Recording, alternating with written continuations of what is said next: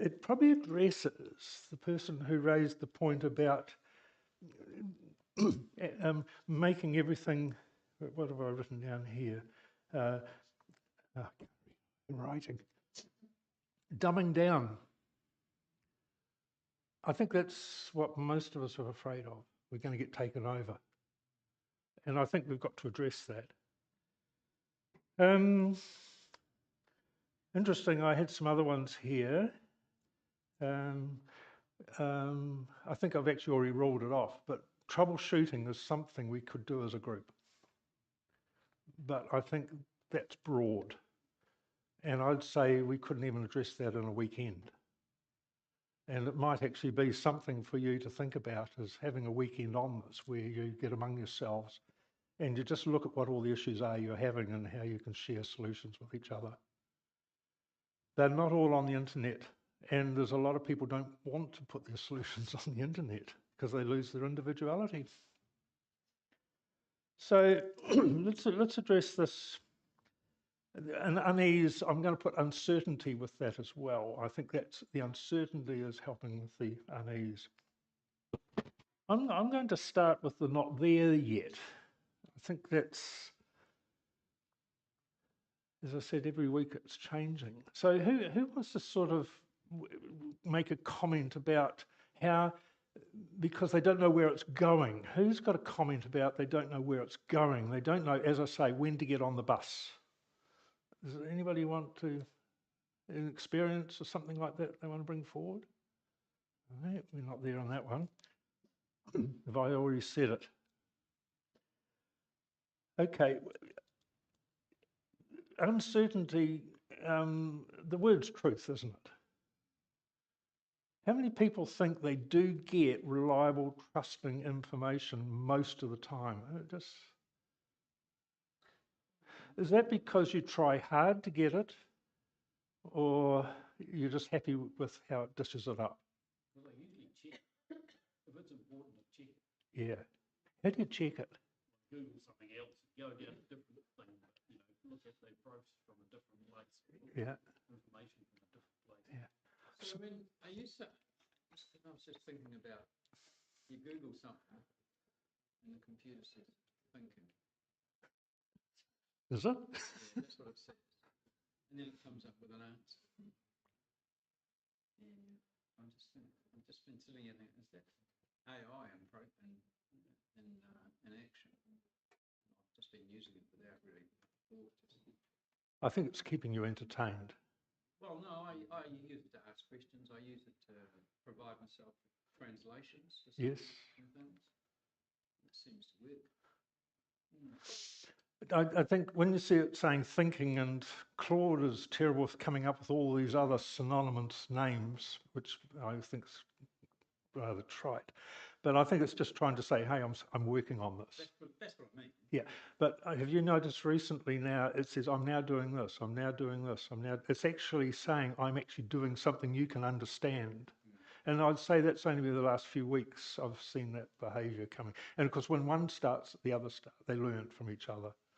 So I think it's helping us by sharing its process.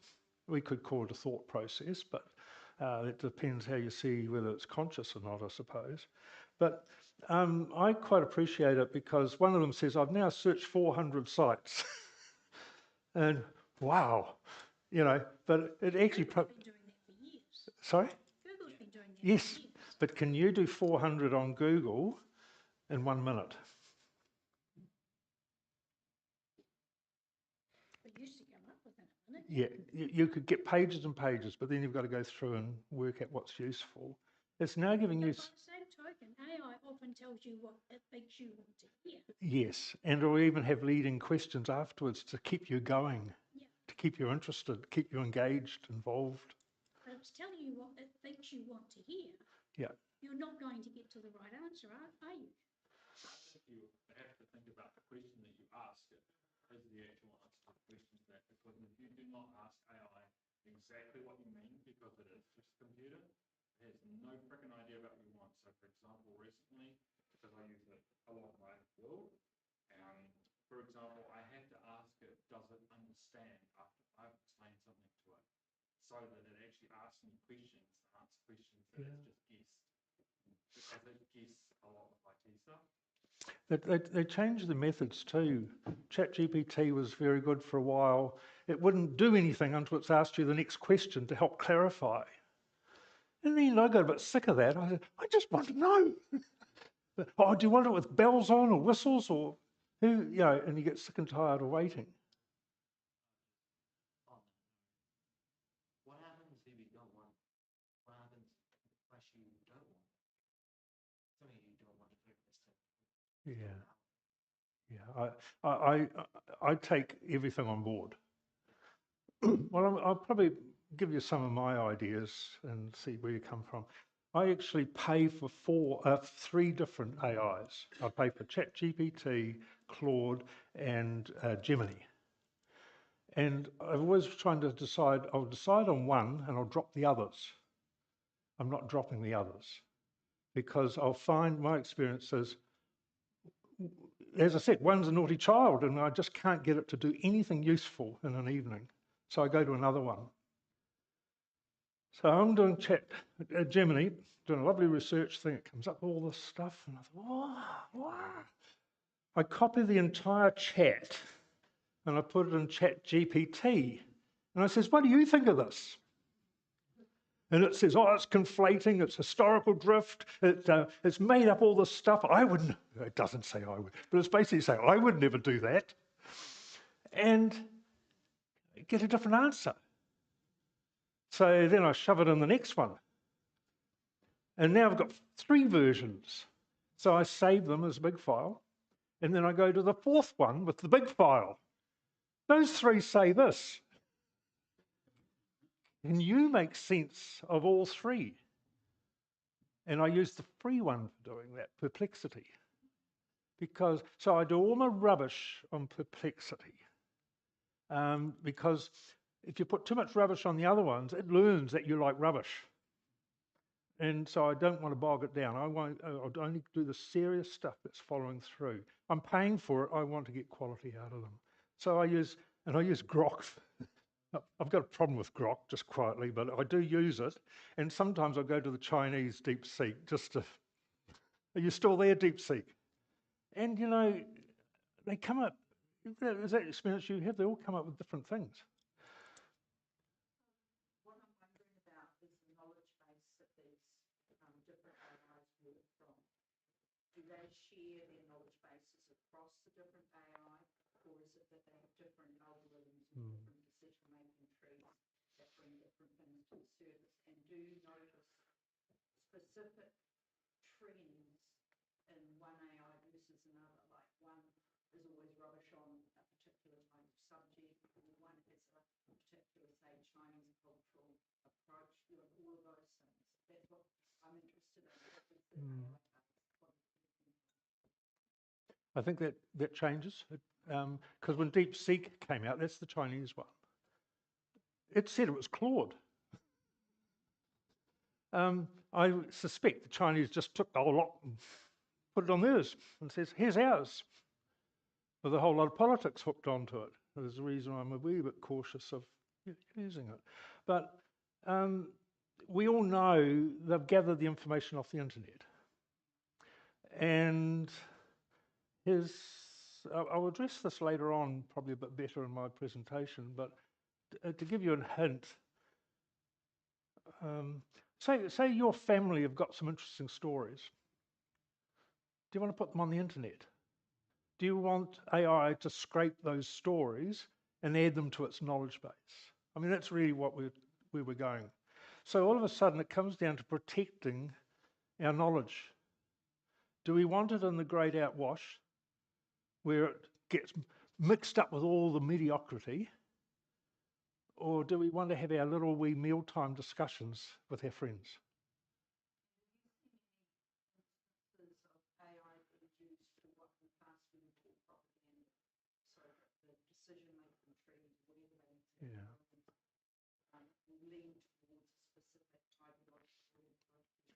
I have to say increasingly. And I think there's a big danger. And if you talk about being uneasy, that's probably your biggest reason. And I could I could go on about it, but I've got a wee saying, chisels can kill. But we build some damn fine things with chisels, don't we? We've got to learn how to use the chisel. And you've got to be a master of that. And then we'll get wonderful. So it doesn't matter whether you're building a house or doing a wonderful sculpture. If you know what to do with that chisel, you're going to have a wonderful life. But yes, it's getting weaponized. That's the word, isn't it? And we're seeing that rapidly. Did you see Claude got all of ChatGPT's? They even made it easy to migrate from GPT to Claude because the government went with ChatGPT and using it to fight wars. And all of a sudden, people just shed off it. We're not having it. And I mean, that's why I'm a bit anti-Grok, because that's got Musk on the other end of it. And I didn't like his performance a year ago. And there is no doubt that they're building these for what I'd call social engineering, social control. And we're going to get into politics, we're going to get into geopolitics very quickly, and that's outside of the scope tonight. But I've got to go back to the chisel. We have to understand those things and navigate and get the benefits. So that's my philosophy on it.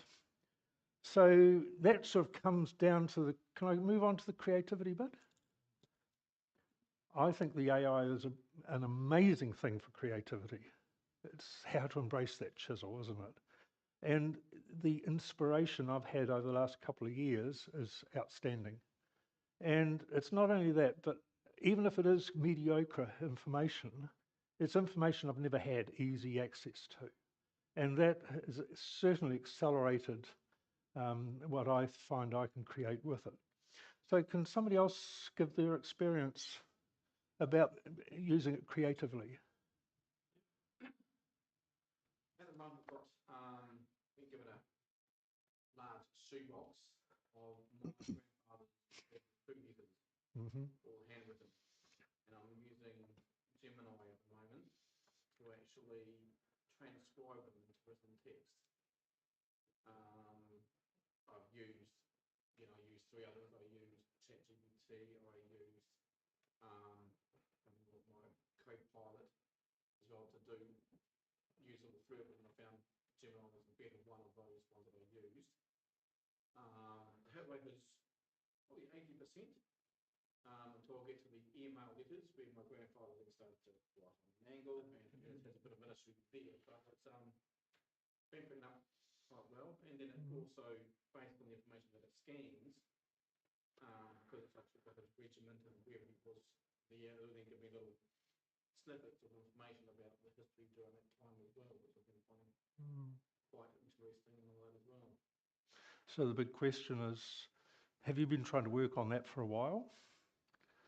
Yeah, it's part of the share, yes. Okay.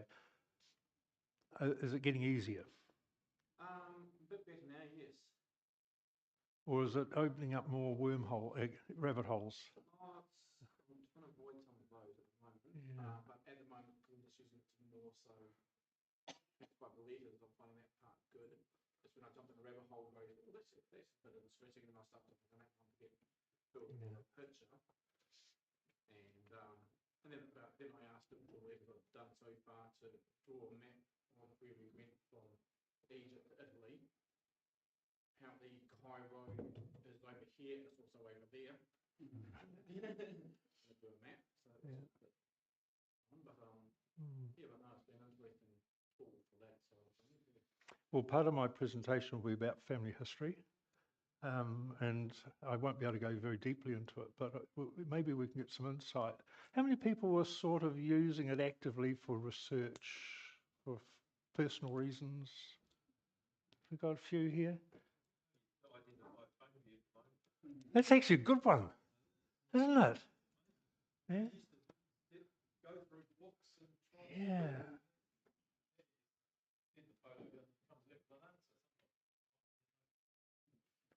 I found for that you put the picture and then you write NZ. Yeah. It knows that that this picture is taken in New Zealand. Sort of, and it changes its answer. So you're uploading the photos? And it's pretty good at recognising what they are. You're getting good results. Okay.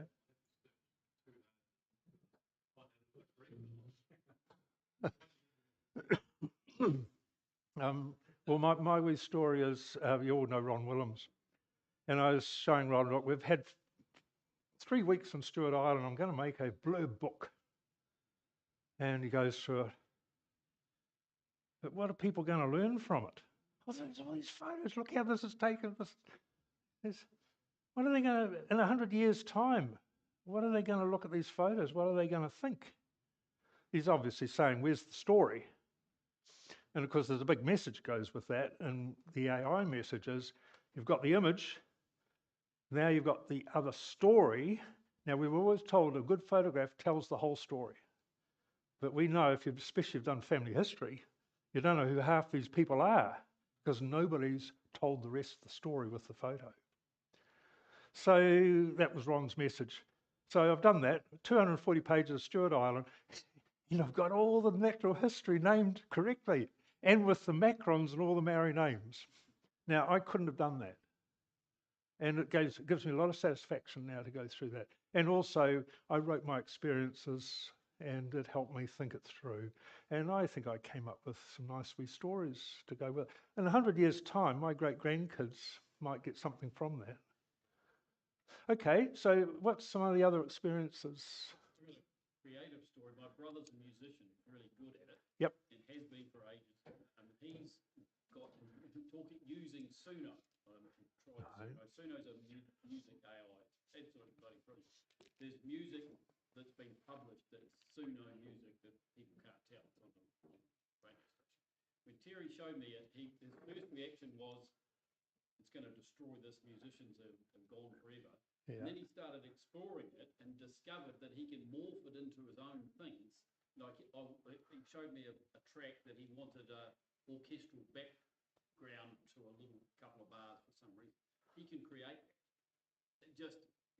He now is embracing it because it gives him so many tools that typically weren't available. So on the positive side, using the chisel thing, the humanity has to show through for creativity to thrive.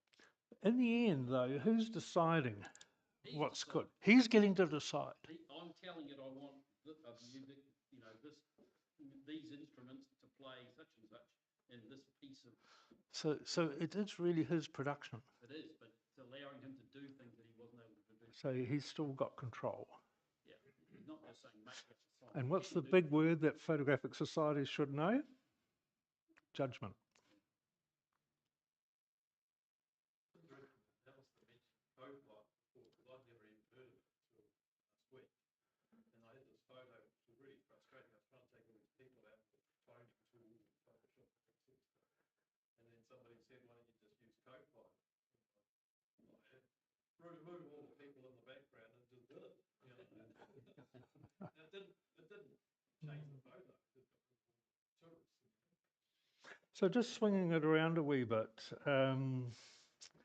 we've got authenticity. I think I'll tackle that. How do you think we deal with authenticity when we've got this liar that we can't trust? Oops, did I say something political? Sorry. Eh?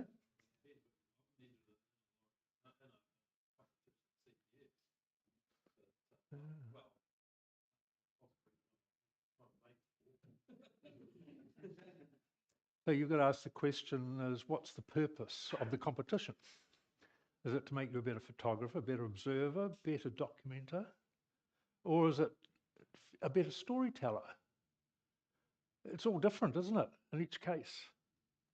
We get some of the marvellous fibs when somebody tells a story and we think they're marvellous. But we know they're fibbing. Satire, we have to say. So we got, years ago I've talked to groups and I always said a judge has to understand the measuring sticks. Are we measuring for composition, technicality, or we're measuring for how well somebody learns something? Two totally different outcomes. So where I'm heading with this is you have to tell people what is true what is your best effort, what's somebody else's best effort. It's ethics. We have to be, the key word is being ethical.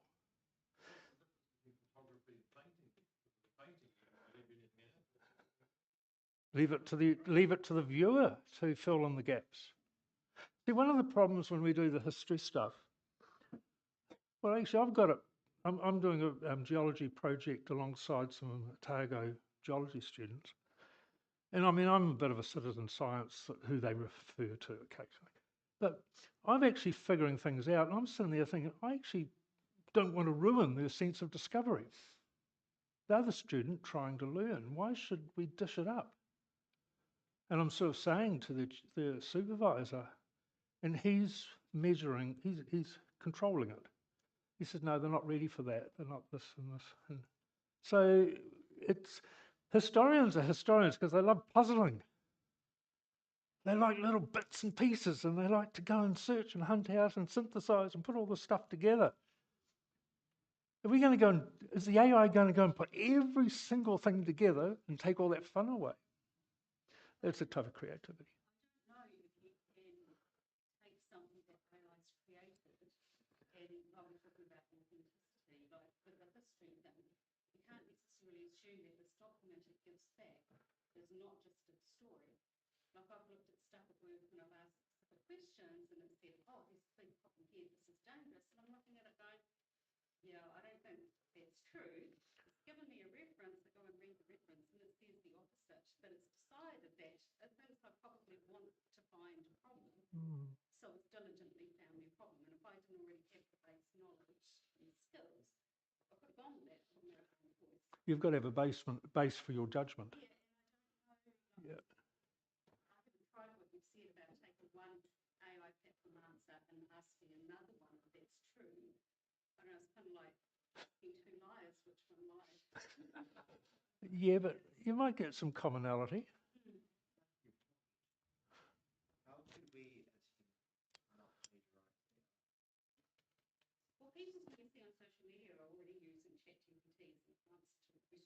ChatGPT is this, and it's like, yeah, don't we know that we can't trust that? And so I think people already are just parroting, using AI as a reference. I'm finding on Facebook that people are using AI all the time because it all sounds the same. Yes. It's got the same soundingness or sameness to it, to all the stuff. Is this how people have become, or is a machine writing all this? Yeah, well, I'm going to have a wee experiment with that in another next session. But I'm more, I use AI from time to time. I mean, I want to find out how to do something in Photoshop. I'll ask the question in Google and it'll tell me. Or if I want a translation for a bhajan, which is an Indian spiritual song, it'll give me the translation. It does amazingly well once I've got my head down. But I've used AI. I use the AI remove tool in Lightroom all the time. And because it does such a good job most of the time. I was going to say, you can actually get AI to convince you that the world is flat or the world is round. Well, actually, that just reminds me, I watched a podcast of a guy about the AIs, and I'll paraphrase it a wee bit, but he basically said, when were the dinosaurs around? Oh, well, it was 65 million years ago, but there was some 200 million years, and it rattled it all off. You got the whole timeline. Very impressive.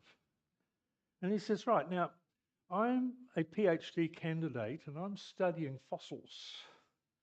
What is the probability of those dates being correct? So it did the maths. 0. It had so many reasons why that truth can be false. That was a quick one, wasn't it? But I watched that for half an hour and I was gobsmacked. And I thought that just really, really sums it up. It works out who you are, what you want to know. Are you a pleb, want a simple answer, or you want something that's boom? And we have to understand that. And of course, you know, they're learning. The more you chat, the more they're learning about you. And they're starting to come back and they'll dive back 10 chats ago and come up with something like, whoa, that was random. Because it thinks you're interested in that. And I'm saying, well, I'm actually here now. Oh, sorry. So, yeah, but look, isn't it? It's no different to negotiating people. You meet somebody the first time, and there's a bit of yabba yabba yabba trying to get where are we in each other, and oh, we find some common ground, and slowly we get to, and then we can get to the real nitty gritty. The AI is doing that. Right. So that was my epistle. So what else have we got under that one? Addiction. Who wants to lead off about addiction?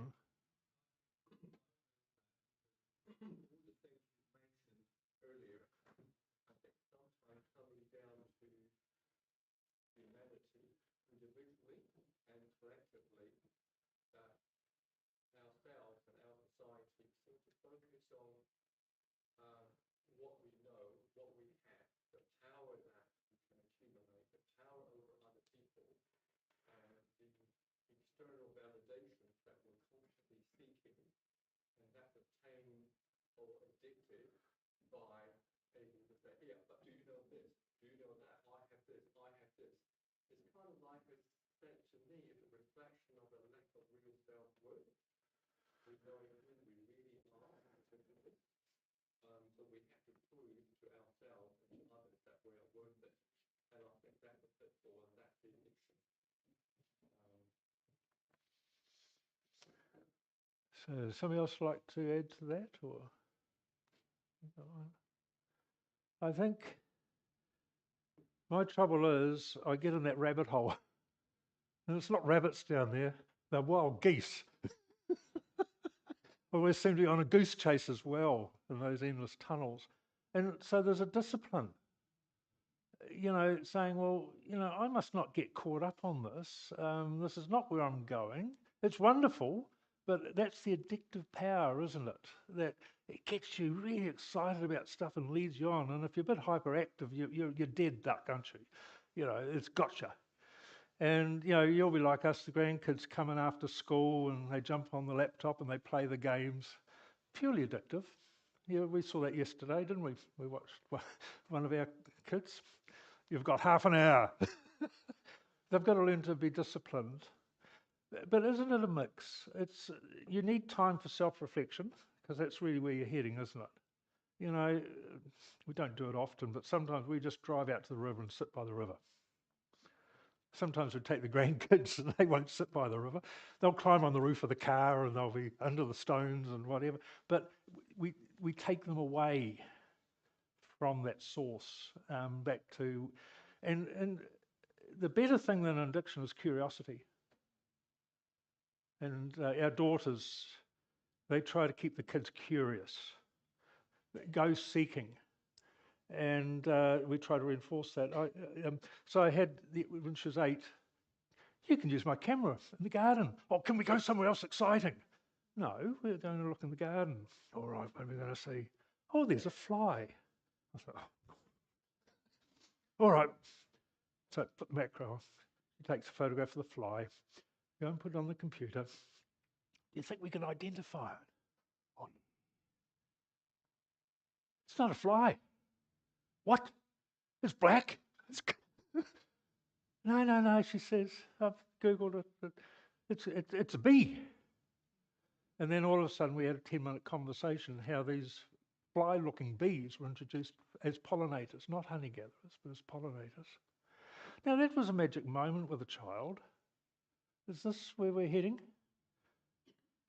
Taking time out to have those relationships without having something managing and steering it all in one direction for you. But it's really your own destiny, isn't it? It's where you take it. So I'm sort of saying there that, you know, they teach you, you know, sport. You've got to focus on the goal, keep focused and whatever. Well, there's a bit of that sort of discipline, but I don't mind a ramble and just go and see what's out there. And that's why we go out the river and go for a walk along the stones and look for pretty things. And then say, this is my earthquake rock. Why is that an earthquake rock? Well, see the veins, the quartz veins. Look, there's a break in it here. Why has it gone like that? Oh, and then you talk about the earth crushed one day and it moved. That's what earthquakes are. But where do I get this knowledge from? I'm actually using AI to learn about all this, and I'm passing it on through a relationship with the grandchildren. So curiosity is a big thing, and I think we as photographers, I think, are very good at that. We're observers, and we use our curiosity. So that's another epistle from me. Bias, we've probably covered that a wee bit, have we? Who had the bias concern? Right. Ethics, rules, competitions. Who wants to lead off on that one?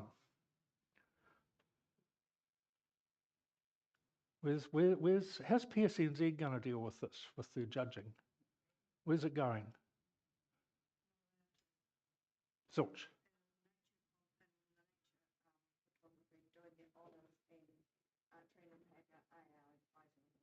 Okay. Now, would you like to defend that, or? You've taken a photo of something, they want to be a representation of one of those, and they don't want you to say, I don't know, put an element somewhere where it couldn't possibly be something. And when you start down that track, where do you stop? So the key word's evidence. I mean, that's what you go to. Well, that's what courthouses do, isn't it? They take these photos for what they are, what they say, and then they try to work out whether that is giving them solid evidence to make a decision about something. And the PSNZ's probably right. You know, it's not about being creative with natural history. It's about the discipline of being a documenter. And I have no trouble with that. But it's knowing, it's the measuring stick thing again. Is it a beautiful mushroom, or we're learning something about its regenerative techniques or something or other, and you've got a particular thing that shows how that's done. So I think and there should always be a place for that. That's the scientific piece, isn't it?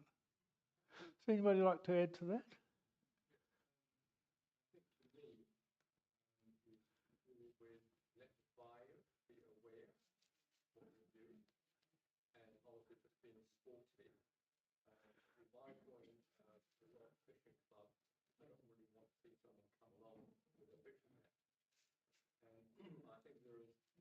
Few things in life that really worth earning or don't come up to do with it. One is respect and trust. If I know someone who intentionally try to be sporty or deceitful or whatever, then he or she will lose my respect and trust. And that to me is very sad. So it's also the audience's responsibility too, isn't it? It's not just the person dishing the information out. The others actually have to be on their toes, and yeah, and they may still come up with a new perspective. So it's about being open-minded. I think one of the things we're learning is the rules, black and white. Oh, hang on. No, I'm there. Yeah. I sort of want to be here. I struggle to see the difference between cloning something and using an AI remove tool. Because I personally believe that if you use an AI remove tool, that the AI is sampling all the pixels in that image, and it's taking the pixels and rearranging them in a way that makes sense. And so I don't have an issue with that. But it's a bit different to say, let's put something in that was never there at all, like apart, Whereas, like for instance, I took some pictures of some fungi yesterday, and for some reason, I think because of the bright sunshine, I didn't realise I was cutting the top off one of them. So I had to remove it. It was group 3, now it's group 2. And I just used AI to remove the stalk of the stipe of this mushroom that was there. And you've just got a background that basically looks like it would have looked like anyway. So I don't have an issue with that. So you've got this thing But about, I didn't actually stretch out the image and say, see what AI would make. You know, like you can do, like using generative yeah, expand. yeah, I didn't do that. I just removed the offending article. yeah. See, that's the thing, isn't it? Is it the object that's got the information? The background is negative space. You know what I mean by that? Does it matter what you've done to the negative space? Does it change the story? Yeah. And I've talked to the natural history judges about things, and I watch what they do, and I said, but you've changed the tone of the background. Oh, that's fine. I just want the object to stand out a bit more. Now, I wouldn't do that. That's changing tones, you know. And I thought, oh, he was a panel judge, by the way. You know, in the end, what's it for? But it comes back to how can you present it as evidence if something's been changed? I had to do a court case photography for an environmental court quite a while ago. And I had to not only do the panoramas of blah, blah, blah, but they wanted an artist's impression of how it was going to change. I had a double whammy, didn't I? Because I had to authentically show what was there. And then I had to use, this is my creativity, and I'm going to defend myself. So I had to write why I was an authority to use my imagination. They won the court case, by the way. So it's not black and white. This is what I was trying to say before. The court says, you have illustrated your point. We understand the reality. We understand how it can change. And I will say I was having kittens through the process because I thought I'm going to be pulled in front of the court, you know. But yeah, so that was my big lesson. It's about explaining. If somebody can't understand it, you've got to give the explanation. You've got to give the story. And that's probably the big point that I'm going to hit on all the time. Now I'm watching the time click on. We've been 50 minutes.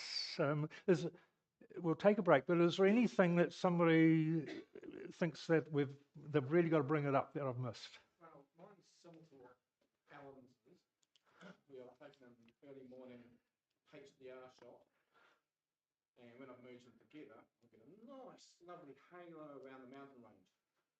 And for me, that could take 2, 4, 5 days to actually fix that. Or I could use AI and it takes it in like 2 minutes. Yeah. Yeah, where's the grey area? Yeah. Okay, so how do you feel? At the end of the day, because yes, I could do the task, instead of taking 5 days, it took 2 minutes. Well, the end result is pretty much going to be the same. But yeah, I don't know where that stands. So what are you going to do with it? Absolutely no idea. That's why you can't decide. Sorry, I'm being facetious. But actually, that is the point, isn't it? Just remember what I said about the measuring sticks. You know, when you go to take a photo, you've got these ideas and that idea. So you've created a measuring stick and you're going to say, I've achieved all these things on the stick. And I'm going to come along as a judge, not knowing what your intentions were. And I'm going to use my measuring stick and say, Jesus, that was bad. Oh, but I've got to foster photography, so I'm going to give you a load of bullshit so you're going to feel good. That's why I'm not a judge anymore. No.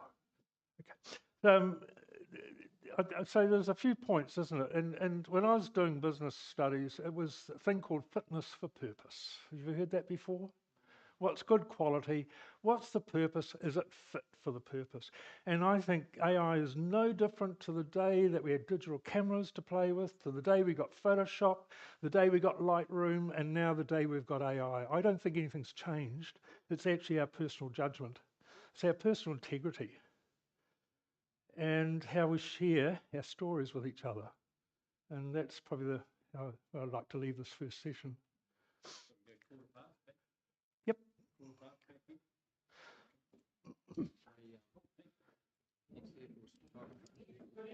Back in the 70s,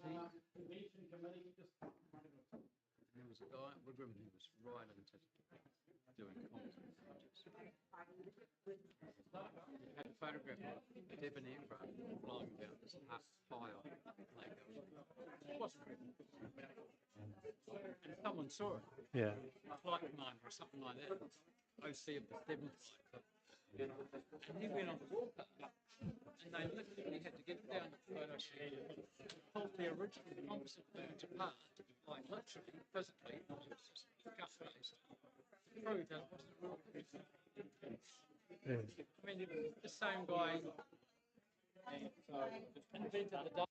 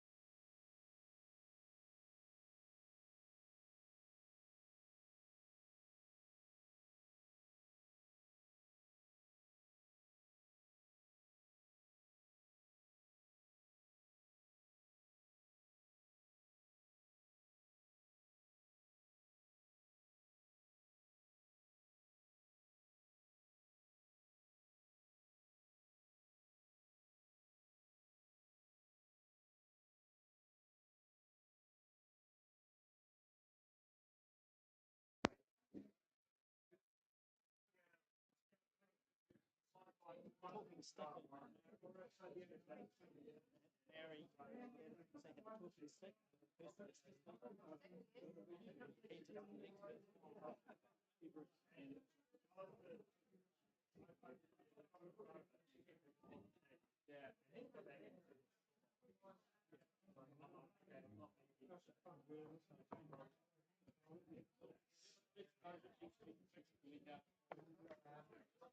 Flag it away, there's not that many people that are really interested in the cloud, so I'll be You'll leave it? yeah, I could put it. No, I'll leave it. It's a great post.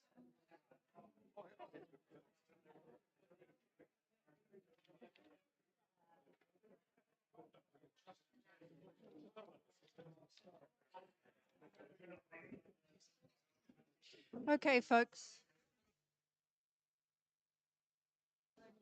Now it is, yes.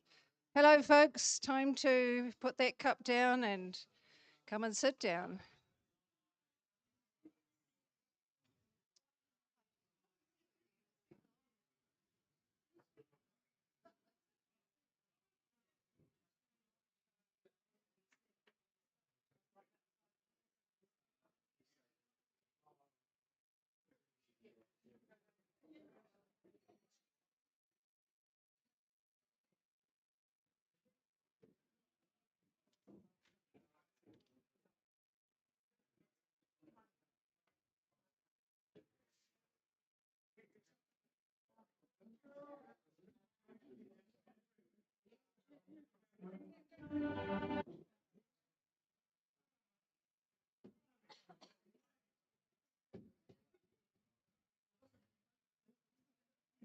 All right, we're all gathering. That's good.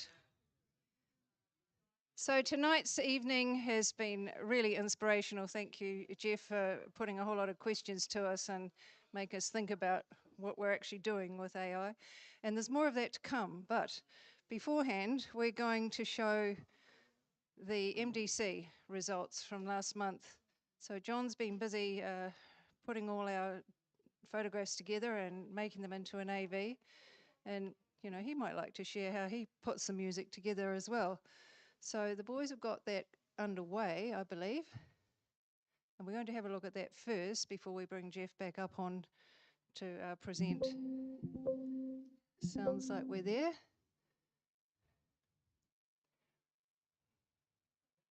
We're okay, good. Lights.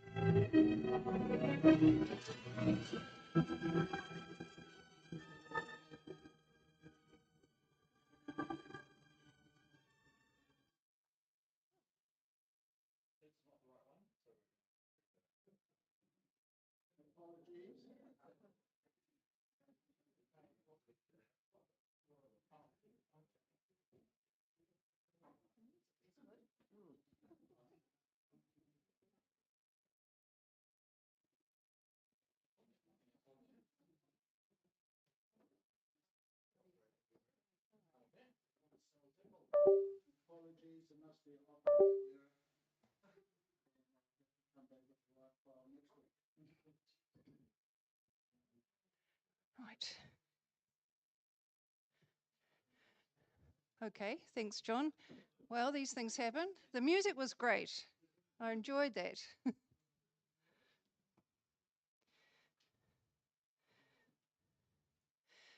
So while it's nice and quiet, I'd like to introduce Geoff again. Have you finished your cuppa?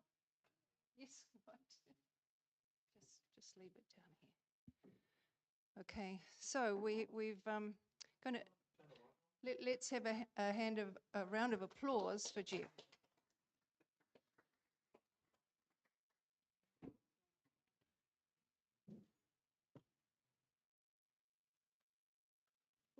Ooh.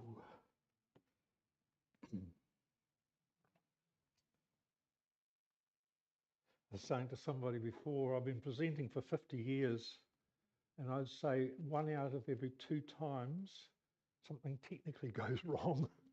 I've never ever had much success. One was an audiovisual at a CPS convention. Got it just right. Everything was just running like the audiovisual and whatever. Somebody's turned all the lights on in the room. That was a great way to kill it. Now, there's a lot of things I haven't covered from the discussion, and I'm sort of thinking I might put this on a website. Well, it's actually on a website now, and I'm thinking I might perhaps give the CPS permission to have a look. And I've delved into a lot of these topics that we're talking about. So if you want some extension, I'm going to consider. So that's one of my experiments is, can we use a website to give you presenter notes and conclusions and whatever? And I can do that because the AI does it in about 1 minute. So there's one of my first sale points for using AI. So my program has actually been built around, and we're into the second stage there now.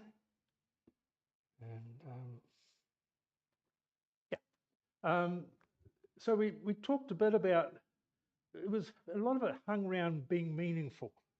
That was one of the messages I was on about. So there's some notes here about that and how to apply and get some benefit and make sure you're doing it responsibly and people are going to get the right message, things like that. But one of the things I asked the AI to do was, I says, well, sum all this up for me. Right. So it's produced all these notes. Why one spectrum isn't enough. Check anywhere on the map. And here we have a grid. Working craft. This is the craft corner. We're dealing with reality over here, and it's at risk because of the AI. And if we look across the bottom, we've got recovery. Somebody said about recycling. We can actually recover. I'm so excited. Photoshop can sharpen with AI now. I'm going to go back through my collection. I've got so many things I want to fix. And all of a sudden, they might actually be useful. So that's the recovery. And of course, enhancement is making it even more storytelling and more appealing. And if you're getting into the creative side, it's about interpretation. I actually think something about this, and I'm going to tell you what I think I know about it. And fabrication was the other end. Do those words ring true with what we've just been talking about? We're on the spectrum somewhere there, aren't we? And the AI has its own place, how we apply it, and we apply it differently. And so, whoopsie. So what we've got is, this is the scientific end, where we really, really have to be accurate. And it's about making your craft give you evidence. So this is evidentiary. Photojournalism sort of goes in there somewhere, but we'd have our doubts when I see some of it nowadays. How many saw different versions of Trump's little episode in his ballroom the other day? How many different episodes do we see? Which, what? Did you come out of that confused? I did. I need a commentator. I need 3 commentators before I could. I don't know if I actually understand what we're. Okay, you got the point. Now you've heard the word slop. Who knows the word slop? AI slop. What's AI slop? It's all the rubbish everybody's putting on the social media. And I don't know how many times I click on a site and I think, this, no, go to the end, oh, it's him again. And he puts a false headline, does all the rubbish, gives a rubbish thing at the end. And the trouble is, when you click on it once, YouTube thinks you like it. Oh, I'll give it to him again. Oh, he's back, give it to him again.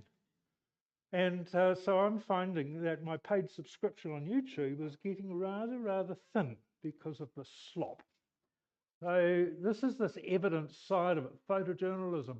And we're going to chuck heritage in there as well, because we're starting to pay a lot of attention to it, especially the amount of people doing family histories, because they can. So heritage. Now we cross over into nature and travel, and we've chatted about that. And then we're going to portray something. We're going to show an event. And then we get into the commercial side, where you can do the lying you like. And of course, you get down to fine art. And this quadrant here is about illustration, personal practice. You can get away with this if it's only for you. Who cares? You can lie to yourself as much as you like. But when you get over here and you've got an audience, it's your authorship that's at risk. So there's just a wee tool. And what we can do is click on any of these. AI dreamt this up, by the way, it's not me. And what it's gone through is look for cases, and you can use those as a bit of an exercise among yourselves. Get into some small discussion groups, and you can work through this. So somebody replaced the sky on a travel photo. Is that good or bad?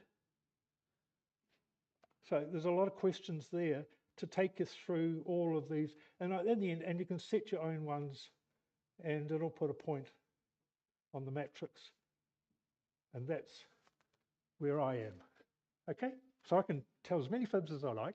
And I know that I know that you're fibbing. And you'll put up with me. And we'll have a lot of fun. So I've been building some resources like this. And I just would like to think that these can be shared. So that's an experiment. I don't want to get involved in, and I can't go backwards. Oh, okay, we'll get it. Right, so this is an idea of organising a presentation, and that's how I've done this for tonight. And you can see that there's the doing the right things right, and the maps are those applications you can play with. And the second one is the same sort of idea, but it shows you all the areas where you can apply AI. And as I've said earlier, if we look at that grid, you can click on any of those and again get a subset. But if we look down the side here, we've got, actually that wasn't what I thought was coming up. The one I thought was coming up was it's divided out into what's to do with the camera and what's to do associated with the camera. And my point is we can do far more associated with the camera to improve our photography without ruining the authenticity, the credibility of us as an author, as a photographer. And I think it's finding that mix where you can truly entertain and inform people. So this is my next experiment.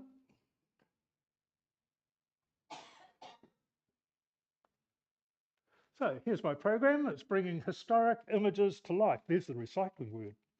And I'm just bridging the discussion we've just had, where we took a practical look at restoration, interpretation, storytelling, and documentation for tomorrow. And why didn't that button work? Oh, we want the lights off? Right.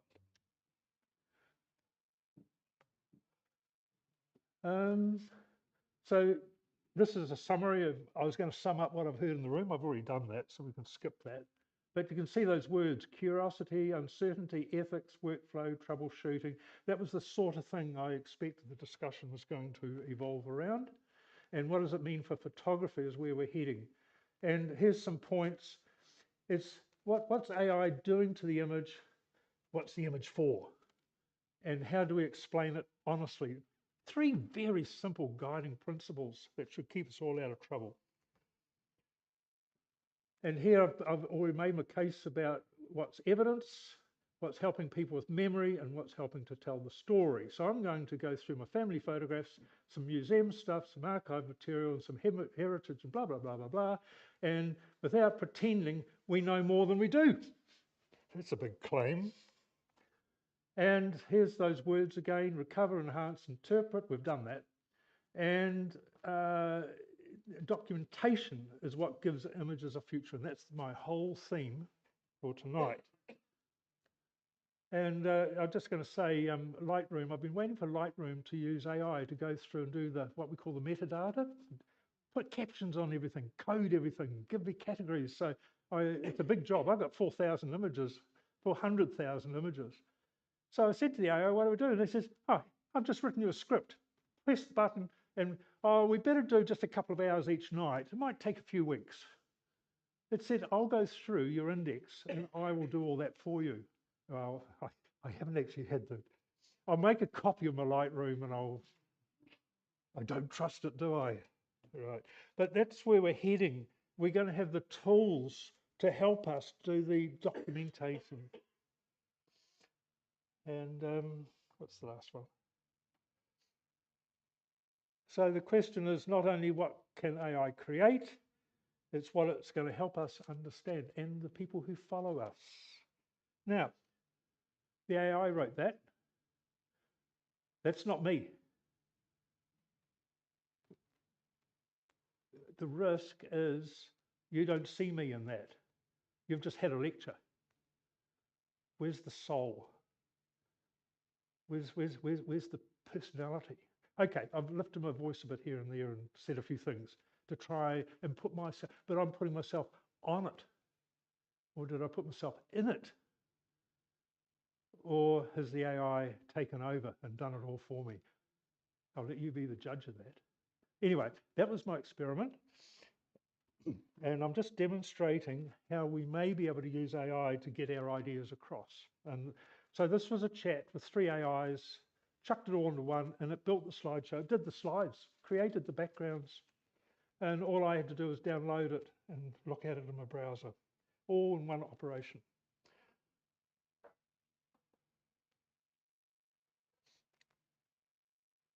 So now we're going to jump to my slideshow. And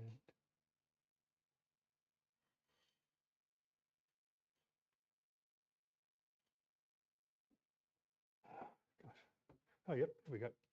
So I thought I'd use that for my title slide. Saved me making another one, didn't it?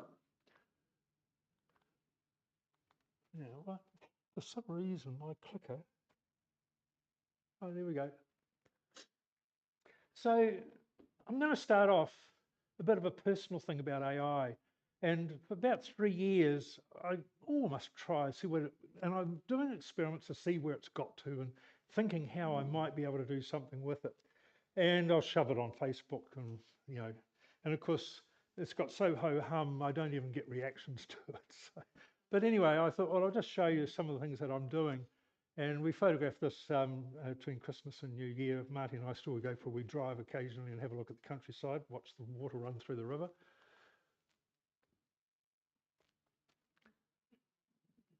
I dreamt to be able to do that for 30 years. And there we are, in 30 seconds. Well, sort of. Okay, and I'm leaving the little star in the corner because that's Gemini's watermark to say this is AI generated, and I'm quite happy to leave it there to say. And because this is on social media, I actually say it's a proof copy, and I claim my copyright down the bottom, just so it doesn't, if somebody goes and does it, at least my bit's with it, and they haven't done it. So I've done that with social media for 15 years.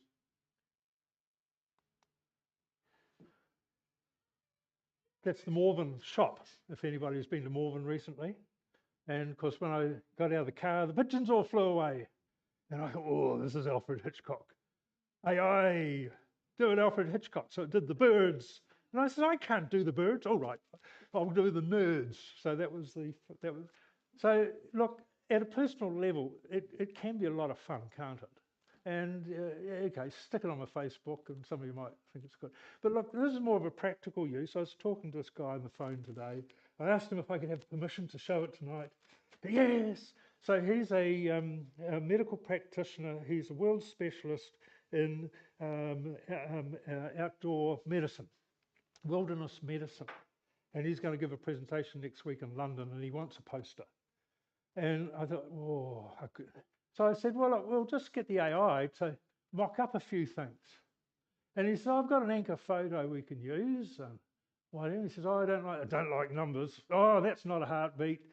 And we worked through it. And he said, oh, you know, I quite like the colours of that. Yeah, okay, but no numbers. We're not going to have a barcode.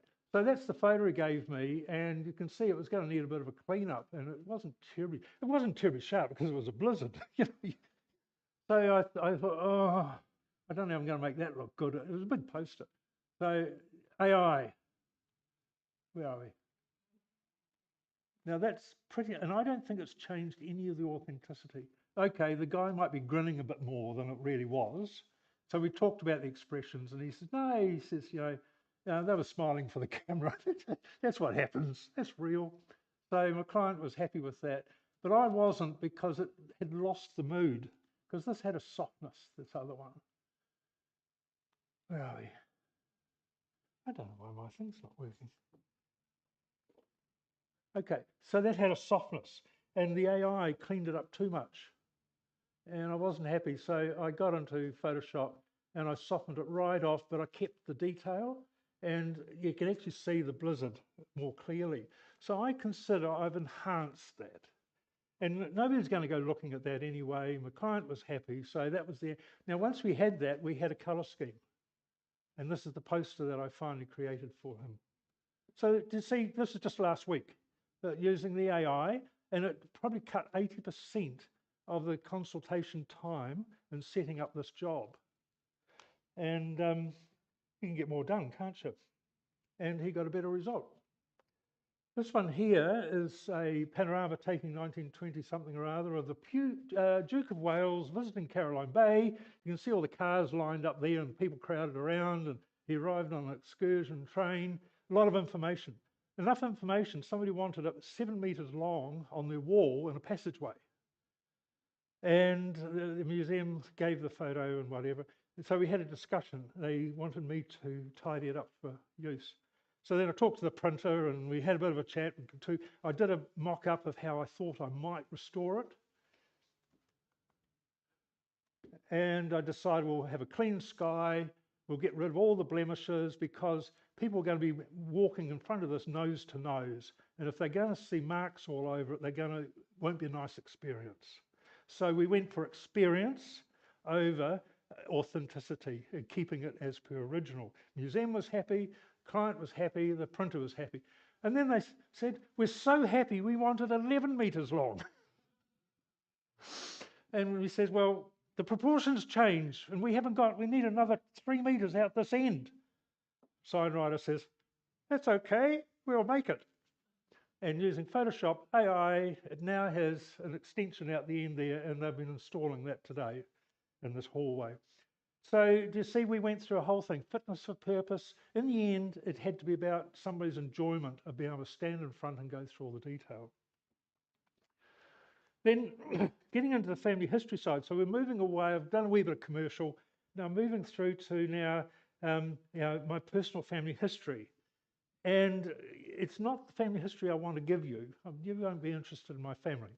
But I want to say what I inherited from my father. And this is the sort of thing I inherited. He at least put who the people were and put it in an album. And I had enough sense at the time to photograph it. Now that album's gone missing. So I don't have photos, but I do have photocopies. They're 30 years old, these photocopies.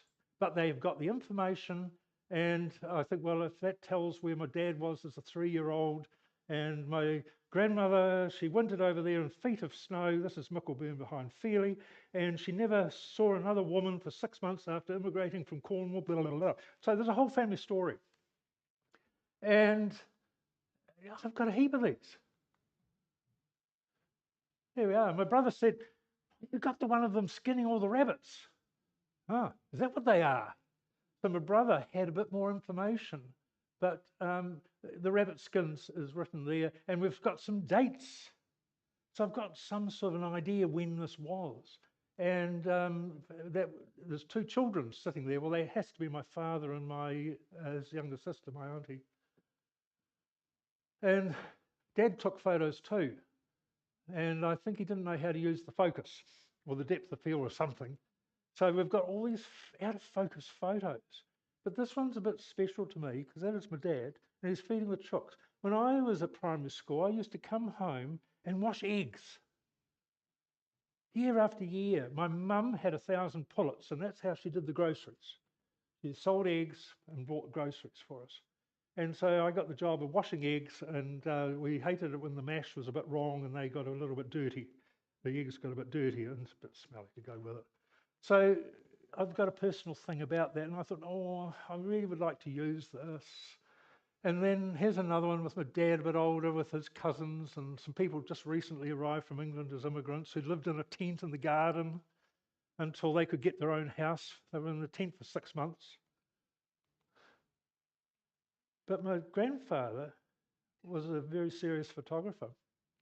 So he arrived in New Zealand from Cornwall in 1912 with a half-plate camera. You know, stick your head under the blanket and a chemical tent so he could process the images in the field.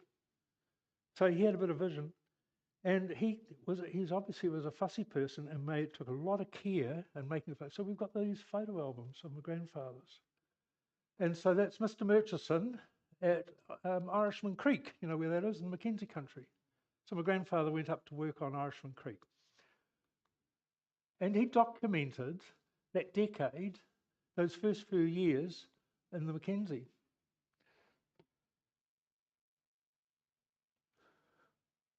My auntie, keep that in mind. She wrote her memoirs, which I'll come back to. So the granddad must have gone round everybody and did portraits, sat them on the car, right? They're all organised. So we do know who that family is, so that's good. And then we recognise the woman is also probably the teacher off to the side here. Now we can use the AI to look at the 2 and tell us if that's the same person. So, but where's the information? We don't know who these people are, and I bet their descendants would love to see a photo like this. Well, they might actually have it on their wall for all we know. But, you know, wonder if we can ever find out who these people were. The information, my grandfather never put this information, it was just an album of prints, because that's all he saw. But we found out from Auntie's remarks that he was a teamsman, and so he looked after the draft horses. And this is actually a place called Home Station out the back of Timaru. And he was there during the war as the head teams. So we're getting a bit of a more insight who was. That's my dad. We don't know who the people were. We assume he got sent to board in Timaru to go to high school.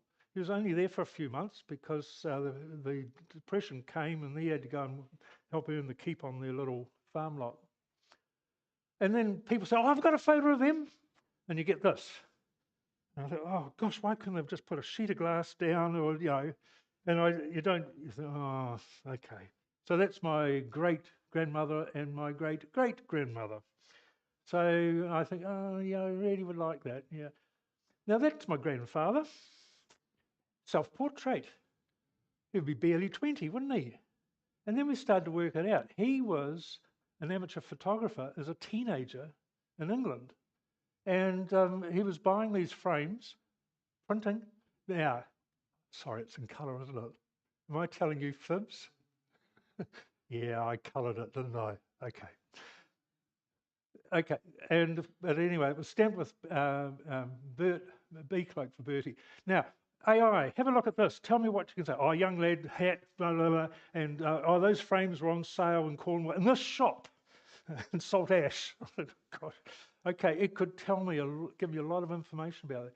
Now, that's actually not what I wanted to tell you. What I wanted to say was my daughter photographed this with her cell phone when she visited our relations in Cornwall. And the second cousin brought the shoebox out and thumbs through them. None of these kid gloves or anything like that. And she photographed them. A lot of them was just on the bonnet of the car in the blazing heat. So no wonder they curled up. But we've got them. And I went to my second cousin. He said, "Oh, I'm cruising Japan at the moment. I don't know if I can get that sorted out for you for a little." So anyway, that was just a prompt for that story. So going through Granddad's album, I thought, gosh, some of these photos are precious. And that's actually Lake Pukaki, Mount Cook, Tasman. That would be about 1913, 1914. And that's what they call foxing. That's where the emulsion's coming off the paper. And sadly, we've got a few of these photos. And that's Simon's Pass. Now, I only learnt today it was called Simon's Pass. Simon was the Maori guide who brought the first people through to set up the pastoralism in the area. Now, Simon's Pass, as you started to gather, that was the other farm my grandfather worked on. They were both, Irishman Creek and Simon Pass were both owned by the Lacrens in Timaru. So he would have been a bit itinerant looking after the horses on those farms. So, AI, can you restore this, please? Oh, I'll put it in a frame. I'll put a title on it. I'll give it information so people in the future know what it is. Well, that's learning. Now, the ethics start coming in, don't they? You know, is this valid? I've shown you all these disasters that I've got in the shoebox, but, you know, am I allowed to use these things? Is it fair to go and clean it up like that? Has the information changed? I don't think so. I've repaired them. What's wrong with repairing? What's wrong with recycling? AI, let's do colour. Am I pushing it too far now? He didn't have colour then, did he? No, it's actually taken from the top of Mount Mary, and that's the lateral moraine downs along the side of the lake. And the lake was low then, before, you know, it wasn't raised. So, and that'll be valley mist one cold morning because the snow's right down. But have I got the right to go colouring it up? So raise questions like that. So whoever I'm going to show this to, are they going to appreciate it? That would my grandfather have appreciated? I actually think my grandfather went over the moon. So I think there's room for it in the honour, the memory of my grandfather. So of course you know what I've been doing, don't you? I've been going through the collection. That's my great-grandmother with my grandfather, and she died of septicemia very early. So my great-grandfather then married his sister. They had another family. Now we're getting to the point where my family are getting interested in this, and you know what happens? You go to a funeral and you see all your cousins and whatever, and they say, "Why is it we always meet like this?" And I said, "Right, this date in November, we're going to meet. No funeral, no wedding. We're just going to meet." And we had a very informal family gathering. And then all of a sudden, the nieces wanted to come from Australia and my sister, blah, blah, blah, blah. So I'm not bragging about the family, but I just thought it was lovely to take the photos of the family. This is the photography bit. And step through the generations right down to, yeah. So we spent an afternoon and they wanted me to do a slideshow. And I thought, oh gosh, this is going to be a lot of work. I thought I'd make a book out of all this because it was done, I had enough information. And then I realised they're going to have all their stories. And we're probably going to have to moderate what's in the book to allow for all the other. So, of course, we had a big storytelling session all day. What we did was we went through the website. We put the website on the wall, projected it, and we just went through everything bit by bit. And everybody had their say and whatever, and I took notes. And then my daughter came in afterwards, and then she added her perspective as yet another generation, which is very, very lovely. So she actually covered my dad's part of the story that I haven't done. So I'm going to skip through very quickly, but Auntie Mary, Granddad's portrait of her, horses at Tekapo, that's my granddad. Horses at Irishman Creek, we're going to see a lot of horses. Granddad on a horse, self-portrait. This is dipping the sheep at Simon's Pass. He even photographed the vegetables. Now, how original was that? But I bet you that was pretty special, getting them out of the ground in the high country in those days. And you've seen that one. And as I said, he would have gone around all of the local farmers in their nice new cars and did all these portraits.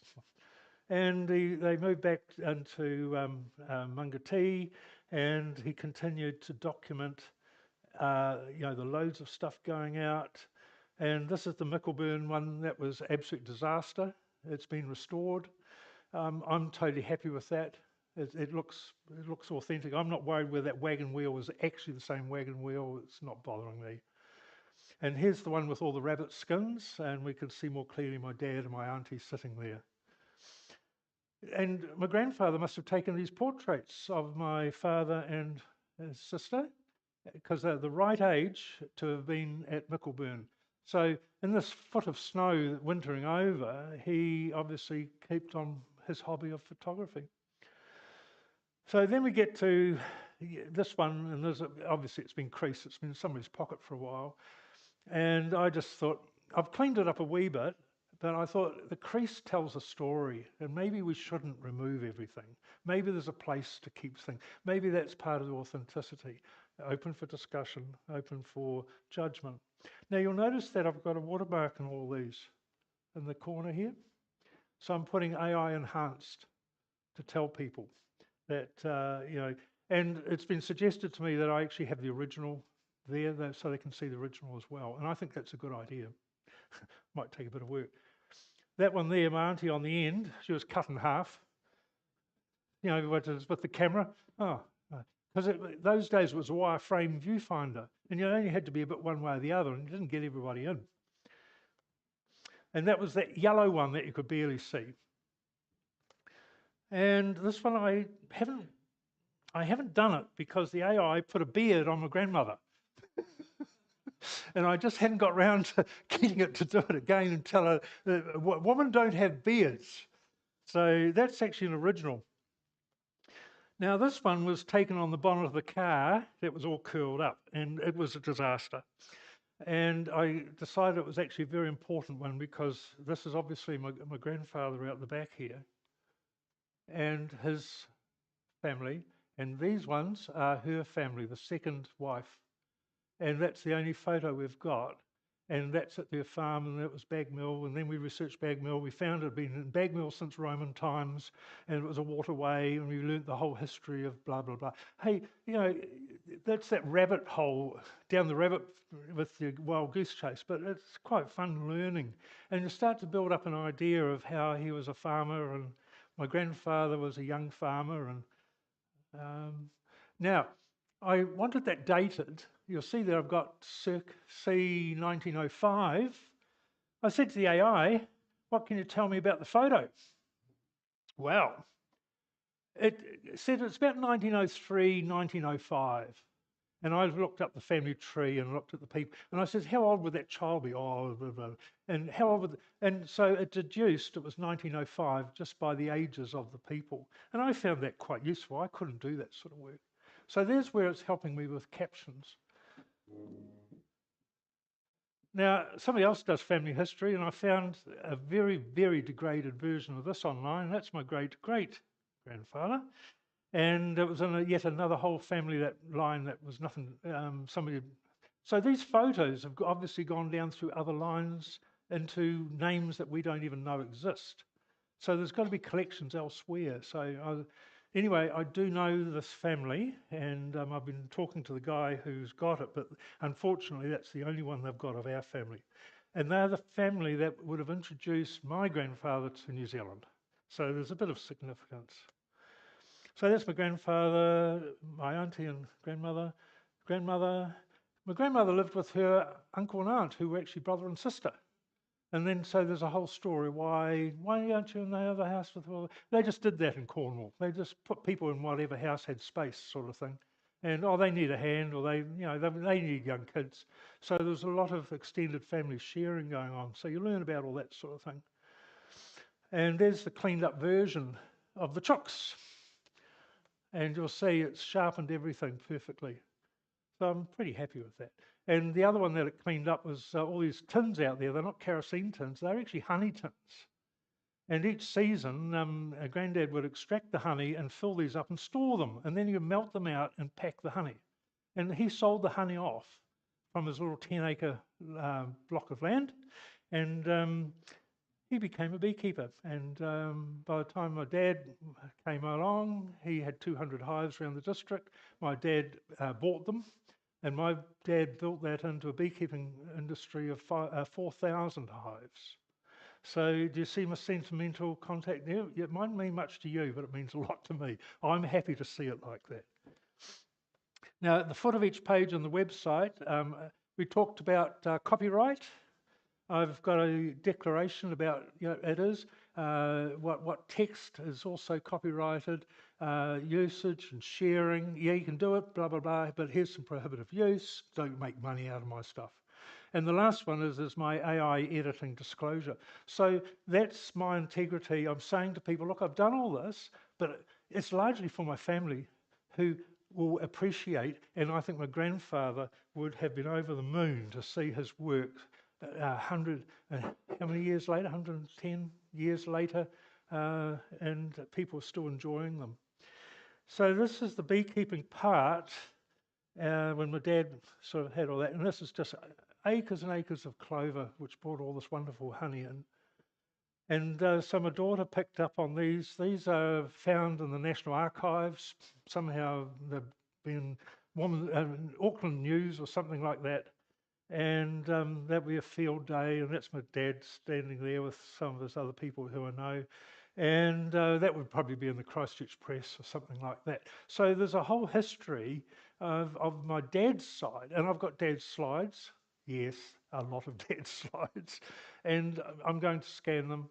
And with my two daughters, we're going to put my father's story together. That's not the end of it. My cousin's family took up beekeeping as well. My brothers taught the cousins and their Hutton's honey, and you'll know that brand in the Timaru supermarkets. So they've carried the family line on, and it's my daughter's children learning beekeeping.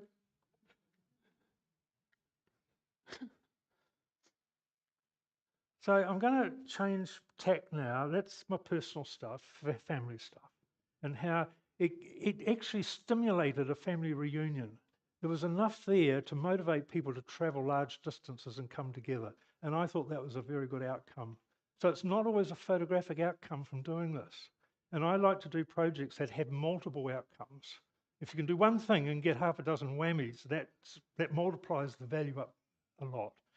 So what we've been doing is we've been looking into the early history of Timaru. That's one of the very earliest sketches of the beach line at Timaru before the port was built. And that's been published a bit, and it's sort of known. And I thought, right, every so often I go to the AI and I say, can you make this better? And over the last couple of years, it's been a mess after a mess after a mess.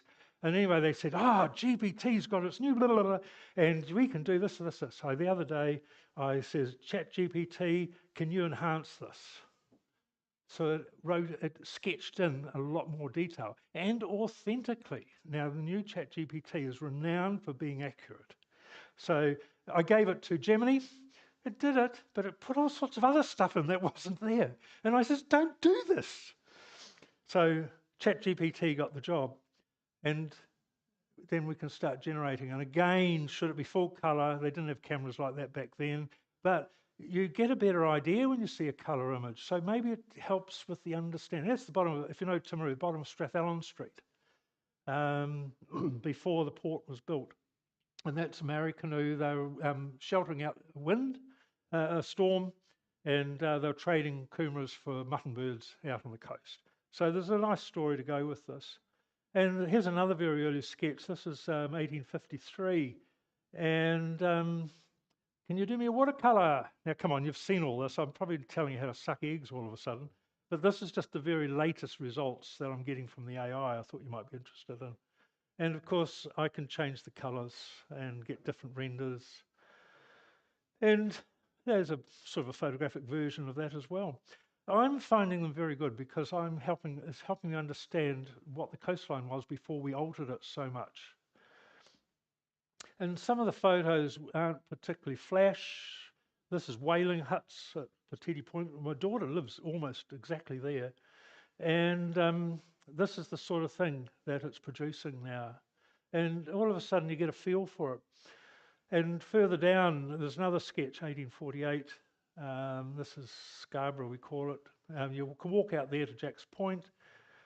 And I says, so what would have been done with these sketches? Oh, well, they would get sent back to England and an artist would start giving their interpretation. And they would put it in the newspaper in London to say, New Zealand's like this. This is the whalers. And this is the whaling ship coming to get the oil. And, you know, they lived in these rough huts. And I don't know what they're doing rowing on the beach. I haven't quite figured that bit out yet. But but you can see there, it's got the tripods. Now, the AI doesn't know any better, does it? It just knows what the average photo looks like of whaling around the world, and it's dishing that up to us. So, but the important thing about this is to understand that a New Zealand sketch gets to England and the lithographer gets at it. The next thing it's in the newspaper with a story about what's happening in New Zealand. So it becomes part of a story. And I'm thinking, well, maybe we're allowed to present historical information like this because that's actually what they did. And what difference is my interpretation or AI's interpretation today compared to that London illustrator? So let's just have a look. That's Caroline Bay. Do you recognise sound shells about there? Bay tea rooms. Over here's the new playground, and the beach is away out here.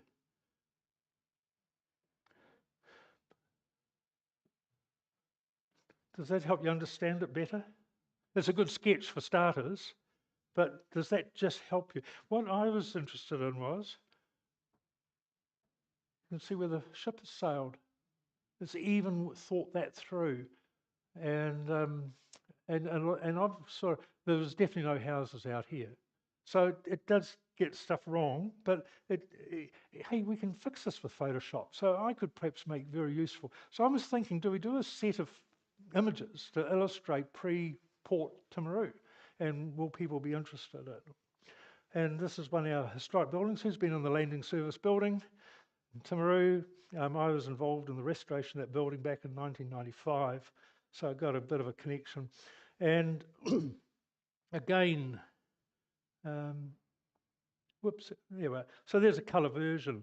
And for me, I just get a far better feel. I can see where the ditch is and the creek is filled in and probably piped. And I can get a bit of an idea of the layout of the land, where the houses are. And that's a landing craft that would row those out to the ships and bring the cargo back in. And there was this is actually the beginning of a breakwater, believe it or not, 1868. And it was an experiment. They says, let's build a wee jetty and we'll see if we can get ships to blah, blah, you know, whole story.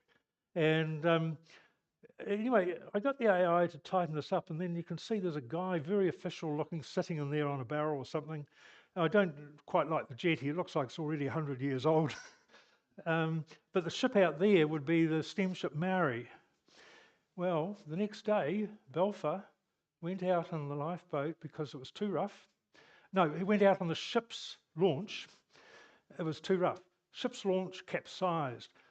They took the lifeboat out to pick everybody out of the water, and Belfer drowned. He was the chief engineer, New Zealand. He lost his life coming to check out this thing. So once we start adding the story, see where I'm going with this? Once we start telling the stories, this gets more and more meaningful. Had to understand that there was shoaling. We've got beach shingle, actually, not nice golden sand, so we've got to fix that. So after a bit of fixing, I got this sequence of images to sort of show what the reef would have been like, how I started to construct it. They had to build a frame to set the concrete. There would be a big tank, if you like, inside where they got the concrete poured and set. And it was 6 months later, there was a storm, and it was gone. And then they decided, actually, breakwaters aren't a good idea on this exposed coast. So there's a wee story there. Now, this one is out of the National War Memorial Library in Auckland. And I downloaded it a couple of years ago, and I played around with it, and I could pull some tones back. So I said to the AI, can you make out what? Oh, yeah. And it produced that. And that is quite accurate. So that was about a year ago I produced that. And then I said, let's do it again. So just in the weekend, I got it to do this watercolour. Now, it was Charles Heafy, you know, the Heafy track, Nelson, big explorer. He actually painted this, but it was just pen and wash. And so I thought, well, if he had used colour, how would he have painted it? So the AI did a whole lot of research into all his work, showed me paintings, and they said, this is his style, romantic, this, blah, blah, blah. It was all about telling England it was a great place to come to New Zealand, and you know the whole story about those early watercolourists. It was about romanticising, and we got all those wonderful gullies and those great paintings. So I was quite stunned, actually, and it said, oh, I want to see how it looked framed. Bang. It got it wrong the first time, and I said, oh, I think it needs a lighter frame, a bit thicker, blah, blah, blah, matte. And lo and behold, it worked through a framing concept for me. So I think, well, yeah, I might actually get that printed one day. Now, if it can do that, it can do Stafford Street. It can do all sorts of scenes to help people understand. That's actually where the St Mary's Church is now. And you can research things. This is the tea rooms about 1930 something. And that had two cannons. They were presented as after, where did they come from? Crimean War? Yeah, they were Crimean cannons. And for some reason, there was a celebration, and all these cannons, 4,000 of them, got distributed by the English around the world, and Timaru got 2. And there's a lot of debate what happened to them. They think they're buried in the sand, we should go and dig them up and whatever. And we found council minutes that said, well, no, they were sold for scrap in 1939. Why? Well, did you know before that the Japanese were buying up New Zealand scrap wholesale? And by 1939, they thought, oops, what's Japan doing with all of this metal? And then they started buying the bronze. And then they thought, well, if they're buying it, maybe we need the bronze. And the council minutes said these cannons would have made 10,000 shells for ammunition. And they got melted down for that purpose. Hey, another story. But if I just showed you that, oh, there's another cannon, let's sit on and get our photo, doesn't work. Get some factual information from the council minutes, and all of a sudden we've learnt something about how they were thinking at the time. And AI made me a higher resolution so I can get a good idea of what it looks like. So there is actually a pair in Trentham exactly the same, so we know where there are some originals. So then we get to, I didn't understand sailing ships. So AI, I don't understand sailing ships. Oh, right, I'll teach you about sails. So it made up all of these icons and sail configurations. Now, I tell you what, it was a few weekends of getting this right. It didn't do terribly well. But anyway, once we got that, we could start getting sketches, our own sketches, of what these ships would have been coming into the port. Well, it was actually a roadstead at that stage because there were no jetty wharves or anything. And so I've been very interested in all the disasters. Oh gosh, I can't go through this too much. I've had about a year to research this. And you probably know this Papers Past, where you can find out all sorts of stuff. So I'd search for shipwrecks, and it was just screens of the stuff. There was obituaries, there was court inquiries, and all sorts of stuff. And I thought, I'm never going to get through all this. So I said to it, and it says, that's all right. I'll get something that'll download all those, put them in a file, make a text file, and I'll go through and organise it into new information for you. No, it failed. But I got another one, and row by row, it created me 1,000 lines in a spreadsheet of each item, what the aspects were that were covered in each item, keyworded, cross-referenced, and comments about how this might have been significant at the time. And so, before Christmas, shoved that spreadsheet into another AI and says, tell me a story. And it worked it all out. And then I got a timeline, and then we worked out there was about 30 shipping incidents. Most of them were wrecked. And Timaru was known as the shipwreck capital of the world sort of thing, because it was an exposed beach. So there's a whole story there. I thought, gosh, there's a lot of information. So I went to the AIs, and I got each one to research each shipping incident, 4 of them. So I got 4 versions, and I got the 5th one to write an account. And I got the 6th one to write a case study. Now that's getting pretty academic quality, and it's all cross-reference where all the information came from. And I've only found 2 errors, and going back through it. Do you know why? I said to one of them, how can I verify this? That's quite simple. I'll go and look them all up and see if it's correct. And it went through and told me which things weren't correct. And then you'll go through and you'll find, well, actually, if you think of it this way and that way, it's actually... So I'm going to show you a website shortly. So there's people who sketch the shipwrecks, and then I started to create, that's the Wellington, it's Littleton. And they were towing it out of the harbour, and the chain and the tow rope got caught up with the propeller because it was a steam-assisted ship. And so I'm trying to create, it sank in the entranceway to that, and they had to blow it up to clear the way for shipping again. So we've got 46 accounts, case studies of each one of these shipwrecks. And so we have got a very, very accurate idea of what all happened. And maybe we can do it in romantic tones. And then we had to have a response to all this. So we had this rescue system, which I mentioned a lifeboat, but there was also a rocket brigade. And they would fire a rocket out over the ship, get a line, and then people could be hauled back to shore across the line. And so there's a whole story there. And I said to, oh, can you tidy this one up in like a modern photograph? Now, I bet you can't see how modern those rockets are. Computer navigation. I think it was pulling the mickey on me. I just, yeah. So I'm going to break and jump to this website. This is only to give you an idea. Yeah, here we go. I've got to get there first.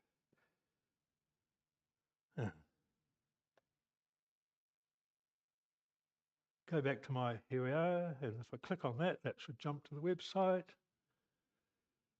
There we go. So I've been talking to the AI about a framework. Where can I hang all this information so people can access it? And between all of them, I've worked out that here's a menu structure for a website.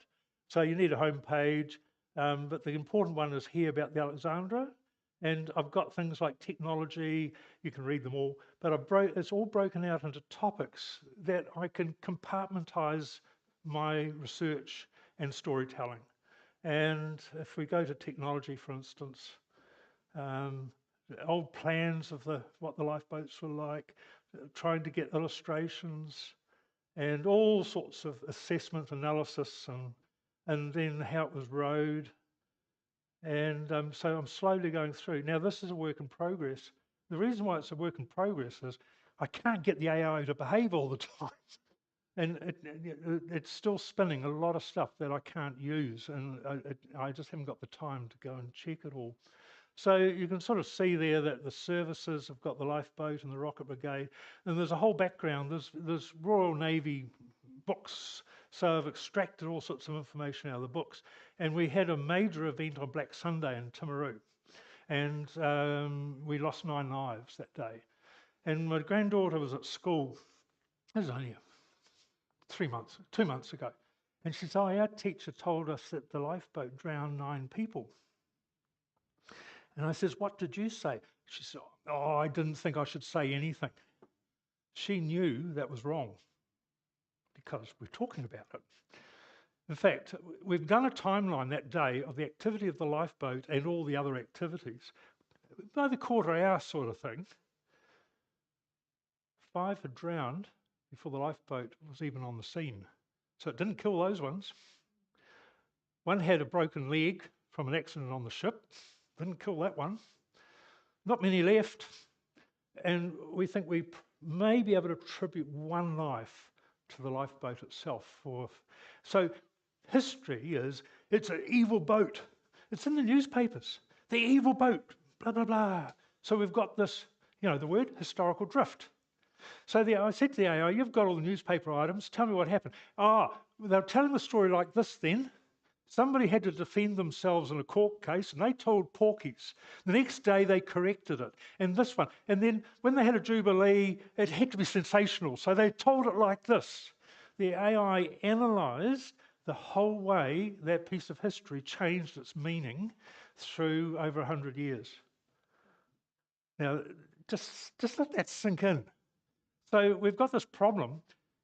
I've got this website with all this new information, and people, are they going to believe it?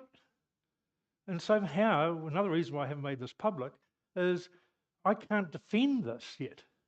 And a historian has to be able to defend their work. And if anybody challenges it, I've got the case studies, that's the best I can do, but I still haven't got a lot. So here's where I'm putting all my Black Sunday information together. Now, this won't quite work properly, I don't think. Yeah, so anyway, there's statistics and all sorts of comments, and you can see how I'm going about it. And I'm building up the story bit by bit as I'm getting it right. Now, you've got to know what the situation was. I talked about a roadstead. There's realities, there's cargo, there's vessels, there's all sorts of things. And there's even the type of vessels that were involved. And we found out a lot of the vessels weren't seaworthy. They were cheap vessels on the end of their run. They were colliers that were carting cheap coal. And we started to discover that this wasn't our coastline sinking ships. This was ships sinking ships. There was captains that weren't capable and weren't looking after the ships properly. So we've analysed all those. So there's another whole story, but we had to understand what all the different types of boats were. Now, this is where we've built it all up. So we say there, well, what is I don't know. we can go and look for deep sea ships. Here we go, a brig whaler, and here's a fully rigged ship. Okay, what do we know about it? And we can document all the types of ships that were visiting the Timaru port. Now, I'm going to just do one more just to show you where all this is going. But you're getting the idea. So there's the inconsistencies. Now, the timeline is a very big work in progress, but we've been able to pick out about 185 events and put them on a timeline about the lifeboat, the rocket brigade, and critical events. And we can see where they peaked in the 1870s, and we can go and pick on a period. So the open roadstead anchorage, and here are all of the shipping incidents. So we can go and look at the Aurora stranding, and here's my made-up picture of the lifeboat taking the crew off the schooner Aurora. And then we've got some summary information about it, and down here is my sources for research, the archive material, and in there we've got the full account and the case studies. And so there's my evidence, but it's got to be presented in a way without them going searching for all this. So look, that was real rush through. Now we've just got to go back to my slideshow now.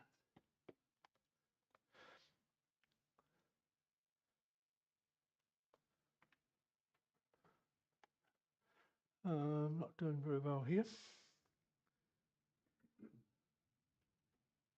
Don't know why I've lost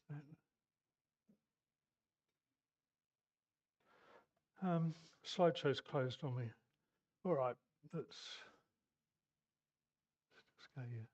So we're pretty well through what I want to do. Well, how are we going for time? We're about on time, aren't we? Okay. And I know it's hot in here too. I'm just going to skip through and find my place again.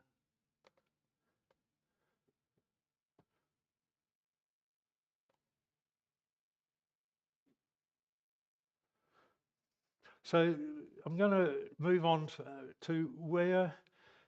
So you've got this information, but what are you going to do with it? Who's interested? The school teachers can't get the story right. The people don't care. You know, they're at the pub, they'll pass a few comments. But the Lions Club decided to raise over $300,000.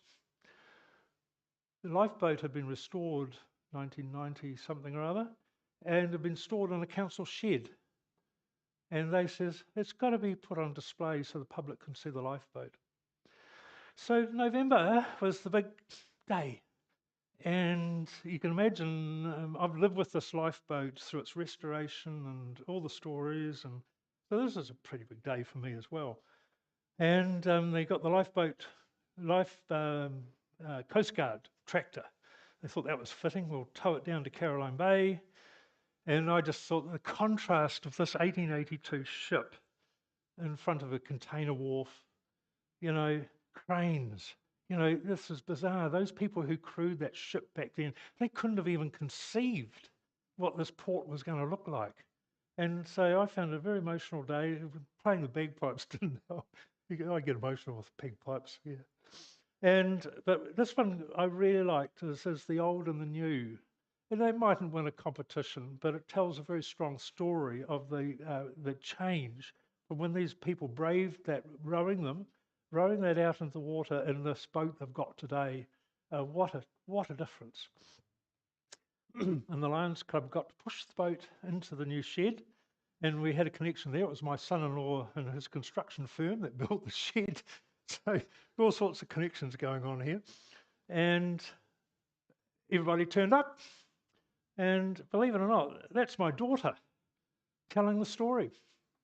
So my story is passing on into another generation. That's huge. And my daughter has taken up a role of storytelling. We've built a whole website called Woohoo Timaru.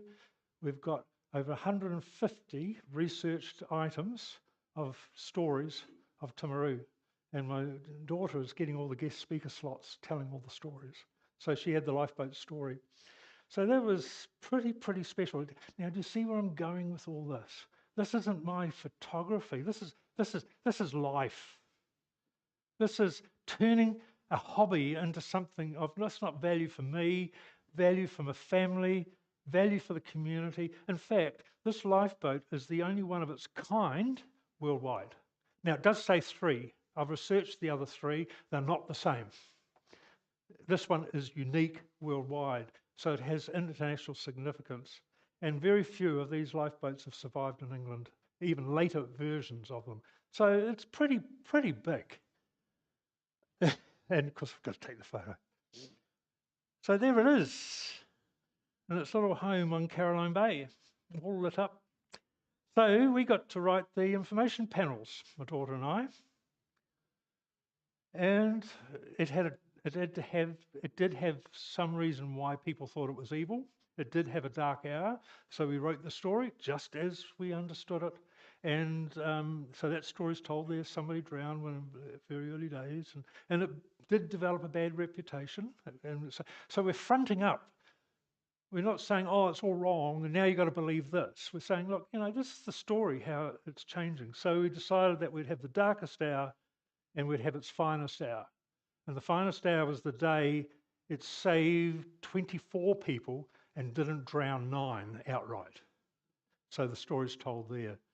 So we went down the other day, didn't we, Martin? We had a look there and we watched other people coming along and reading it, and it's a very satisfying thing. So what do we do with the rest of the information? Because there's not much there. We stuck it on the end of the wall. And now we did that on the request of the museum. The museum educators actually take classes, walk them around Caroline Bay. They go through the playground because there's a lot of historical type play equipment for there, and they tell the stories. And they said, when we got here, we want something visual for the students, and we want an activity for the students. So with that, we got asked to produce this on the end wall, and you'll see there's a timeline there, but down the bottom, we've got all sorts of communication methods, semaphore, Morse, and they get the kids to sit there and do little puzzles. And so we've extended it to schools. And of course, we've got to tell the story of its restoration. Somebody walked into home one day and he says, here's $30,000, do what you like with it. Which is a bit boggling over, really. Nobody actually does that because it's hard to get money and it's so tied down you can't do anything with it. And he says, you do what you want. So we're using it to do all these signs along the coastal walkways, and they've all got historical information and reproductions of paintings. And we've even commissioned recent artists to help tell some of the stories. One is blowing up. Another chief engineer, he decided that the port shouldn't have a breakwater, it was dangerous and it was washing the railway away and all sorts of things. So they built a effigy, marched him up the street, out the end of the wharf, and blew him up with dynamite. That was their protest. And you see, so we killed the first one and we had a fairly strong message for the next one. So we've been doing these signs and we're sort of pretty much through now, but people can walk along and see all that. Now, this is the piece. So my friend who's largely in charge of this, he says, do you want some time with the lifeboat before it goes in the shed? So Marty and I, we went down, we had a couple of hours in peace. It was a bit like sitting at the river watching the water flow.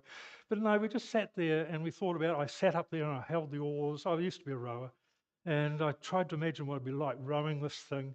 And then I thought, I'm going to photograph every feature of this boat because once it's in the shed, I might not be able to do that. And then I had a brainwave. So I was looking at every little detail. You'll see there's little hooks and loops. And I thought, they've all got to mean something.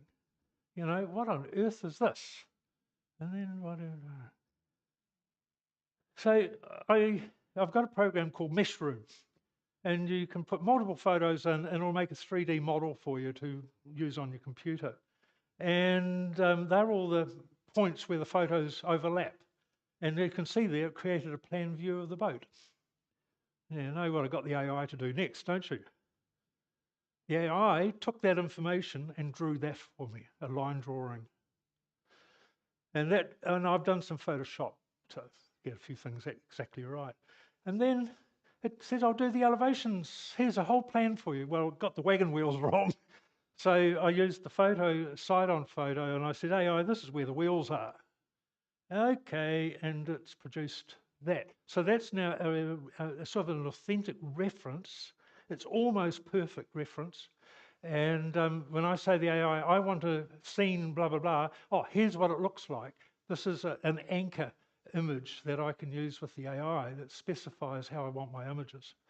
And it can do this, you know, in a jiffy. And I can have it watercolored. And now, what did it look like when they launched it? So it researches all the boats around the world, and they do this and they do that, and they show me these guys in British Navy uniforms. And I said, nope, this is Timaru. These guys are watermen on the beach. Okay, well, they would have had pom-pom hats and whatever. And so it decided that this is the clothing they would have had, and this is what a launch of the boat would have looked like. And it wasn't always drawn by horses. There's reports of 50 people towing it along the beach and pushing it out into the water for launching. And there we are, they're pulling it back in again. And it was known to capsize, fall off. And there was injuries and all sorts of things like that reported. So here we are. I like how it's got the Normanby Lighthouse. Jack's Point Lighthouse. I'll have to Photoshop that out. And that's because I took a photo of that beach and I used that photo so it could understand what the coastline looked like. And I didn't think about the lighthouse. I didn't think it would be bothered. No, I'll put the lighthouse. The lighthouse didn't turn up to about 1815 or something. So then we thought, well, we better show what the wheels really look like. So it built some more images and we worked it up. And then how was it rowed? Where did they sit? So when I had that 2 hours, I sat up there and my friend says, you're in the wrong place. So I says, what do you mean? He says, the rollock's there, you're sitting here. They actually sat opposite side of the boat along the thwart, the seat. And that was so the oar, they could get more leverage on it. If they were here, they've only got this much leverage. And he says, well, actually, if you look at the life-saving videos online, you'll see that all the modern lifeboats, that's how they're rowed. So, yep, so we watched the YouTube and whatever and started to learn about that. So then the problem was getting the AI to understand that. So I would draw the oars, I'd draw the positions, and bit by bit, I started to get it to understand, except there it insisted it had to have 4 oars. Hang on, did I say 4 oars on each side? Guess what? One side's got 3 rowlocks, the other side's got 4 rowlocks. How can that be? So when we were looking at the boat, we went over it, and they were original. The boat was built with 3 oars on one side for rowing and 4 oars on the other side.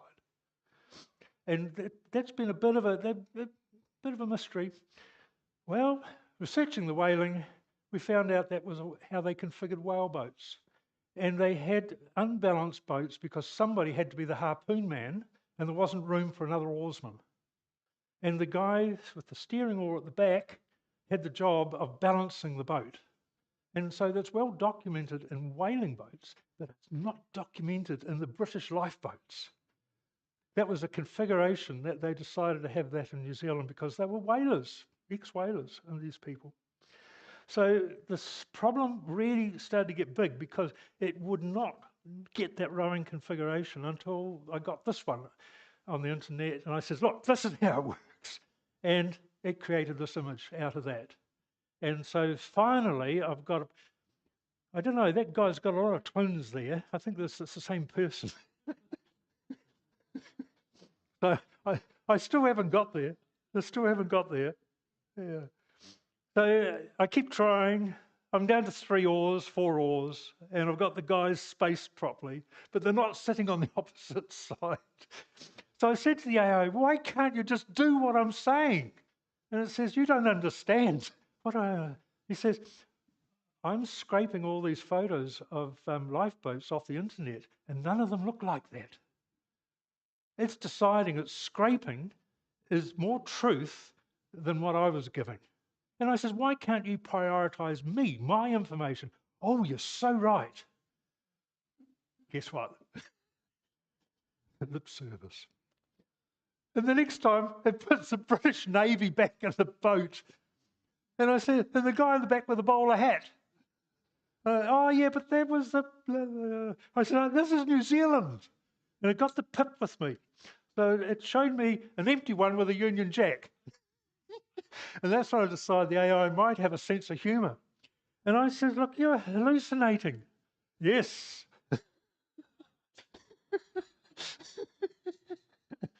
So I think the AI's got soul. Okay, and then forget my drawing, and now I've got a 1930s style lifeboat.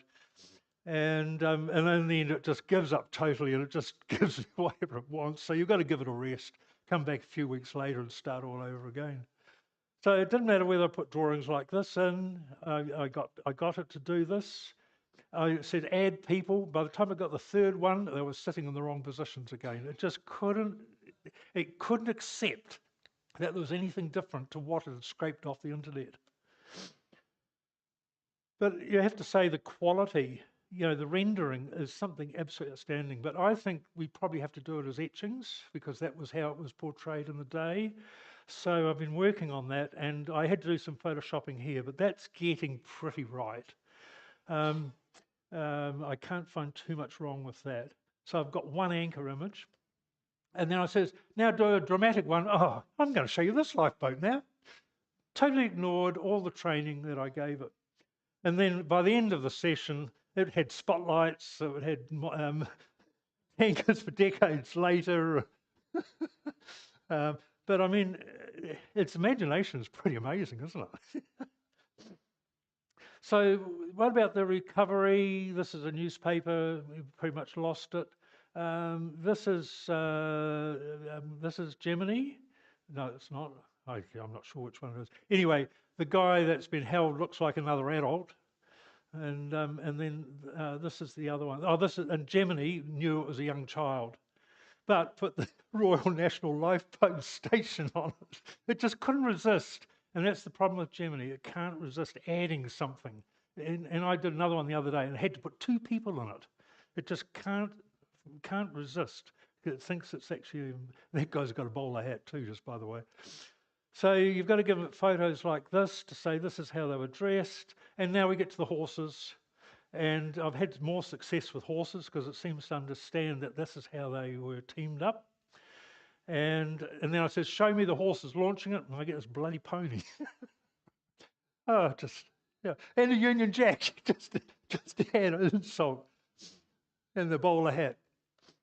Anyway, one of the newspaper articles said, oh, they sailed up the beach for 12 miles. What? Huh? Sailed? They were rowing it. And so I think actually 12 miles is a long way to row.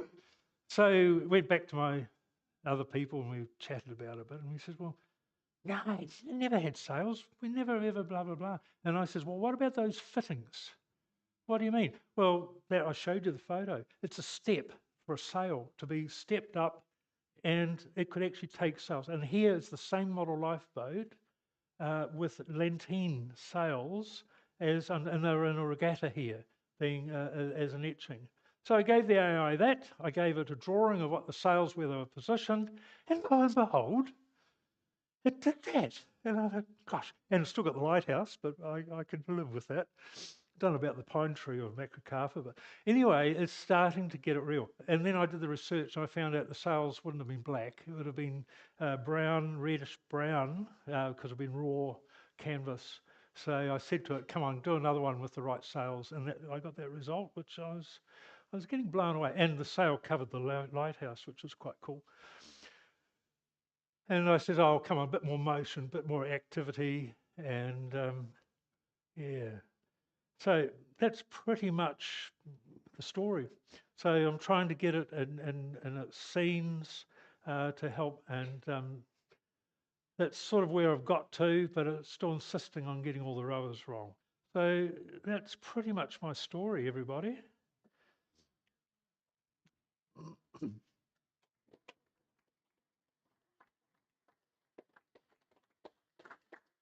So just to sum up, I've taken you through communication by sketches, drawings, paintings, watercolours, early cameras were there.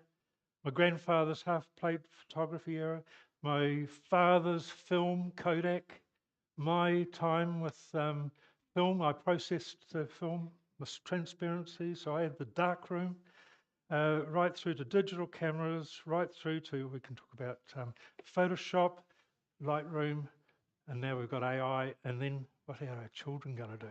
They're already on their phones. My two kids are big on phones for photography. What are the grandchildren going to be doing? Thank you.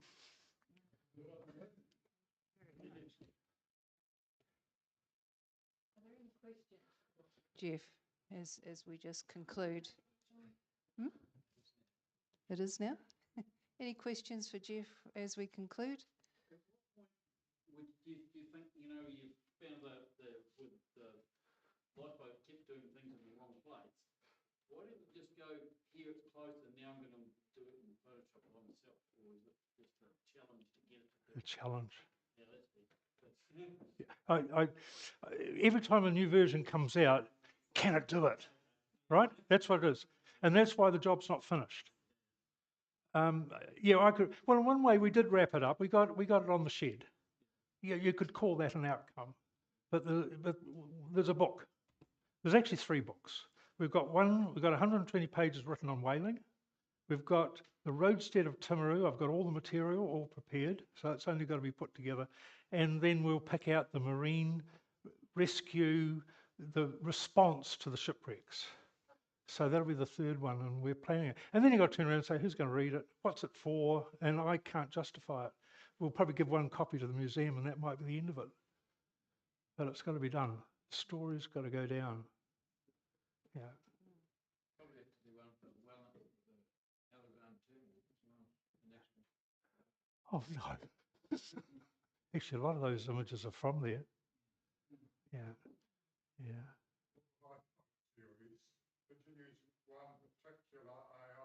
No. Yep. But I mean, the 2 image ones are Gemini, which is something banana, and ChatGPT, which is DALL-E. And there's a lot of others, and I've got to say, I've always been a person to keep my gear simple. Camera gear has always been the most elementary setup I can have, and I've kept the same gear for 20 years now. I don't like learning all these new things. So AI, there might be a clever one that does this, but next week there's going to be another clever one. And I don't think I'm going to chase one after the other. So I'm just waiting to the main ones keep on. They're ratcheting up. And at the moment, ChatGPT is showing to be more accurate where Gemini is embellishing because it thinks the audience will enjoy seeing more. That's where it's at the moment. So with the improvement of the images now, you would not do that on Photoshop, you just go straight to one of the AI and do it there. I have been using Photoshop. Yeah. Because I just haven't got that control over the AI. So I was removing ores. I was moving people around. So yeah, there's a bit of Photoshop going on. But I would like to think we're going to get past that.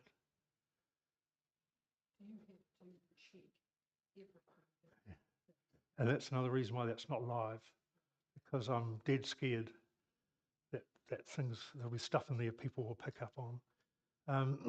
But I did get an AI to go through the 1,000 records and check each link and see if it could find it was right. And it goes down and says verified. And I've built a big database. Oh, there's another whole story. Because if I'm using somebody's image, I've got to do what they call the provenance. Who owns it? What rights have you got to it? How can you use it? Can it be used for this, this, and this, and this? I've got to go through all these images and research the provenance. No, hang on, the AI is going to do that, right? That's one of my next exercises. Is I'm going to add all that information, and then I'll have the copyright. And so when we put the book together, it'll be able to pull all the captions out. So I'm intending, the whaling book's been done, and we've pulled out all sorts of stuff with references, with footnotes. It's done a lot. And that whaling boat is standing up very accurately so far. I haven't found it where they're getting it too wrong. And what it's revealing, what was the political mood on the beach?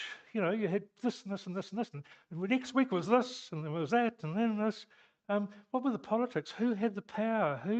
Who had the sway? Who had the community? Who was hurting? What did the wives do with their families? We're asking questions like that from the data, and it's synthesizing some of it, and it's saying, oh, well, of course, they lose the husband, so the wife would have to blah, blah, blah, go and sew clothes. And we're getting that from other where, but it would be typical of what would be happening. And there was hardship. And they went through a depression, and after the railways were built, the country nearly went broke. And the ships were sailing on very little capital. And that was after they recovered from a gold rush, which put huge pressure on the shipping. And we couldn't get the goods here because they're busy taking things down to Central Otago. So you've got all this competitive thing going on. So that is all of those other headings that we've already got a lot of research done on. So it's the context, isn't it? I've talked about the message, but the next thing is, what context is all this in? What was going on in the world? And my favourite one is, they were going Wild West in America, which was famous and all the whatever, Oregon Trail and whatever. And that's going to be another story, isn't it? Isn't it? Hasn't he become a Yeah. historian at the same time? And you talked earlier about having curiosity. Yeah. Well, we can see that you've certainly got that in just this one project that you've shown us tonight. So thank you very much for that. We've been enthralled. Yeah. So here's a small token lovely. of Thank our you. appreciation, and thank you very much for coming to talk with And us. thanks for everybody here too. Now, just to conclude, take a seat, Geoff. To conclude the evening, we have got the MDC, our monthly digital challenge, closes tomorrow, 30th tomorrow? Yeah, that closes tomorrow night. And CPS, the PI landscape, I think that finishes tonight. So it's going to be a late night for you if you haven't put your landscape image in just yet. And we've got, is John Suckling still in? Oh yeah, John, are you still walking on Sunday? Yes, and meeting at the Bridge of Remembrance? Okay. Colour, yes. What time does everyone meet you? What time? Okay, yeah. Yeah, so if you can do that, it's certainly worthwhile. John's got some wonderful ideas for observation, and we can share all our ideas together as well. So thank you for that, John. And thanks to you guys on the board there tonight. You had a few hiccups, but you got it sorted. And for Chris, were you on supper? Yep, thank you. And Dennis, thank you again for opening and closing up tonight. And once again, Geoff, thank you for coming, Marty coming too, thank you. So please drive carefully home and we'll all go say good night.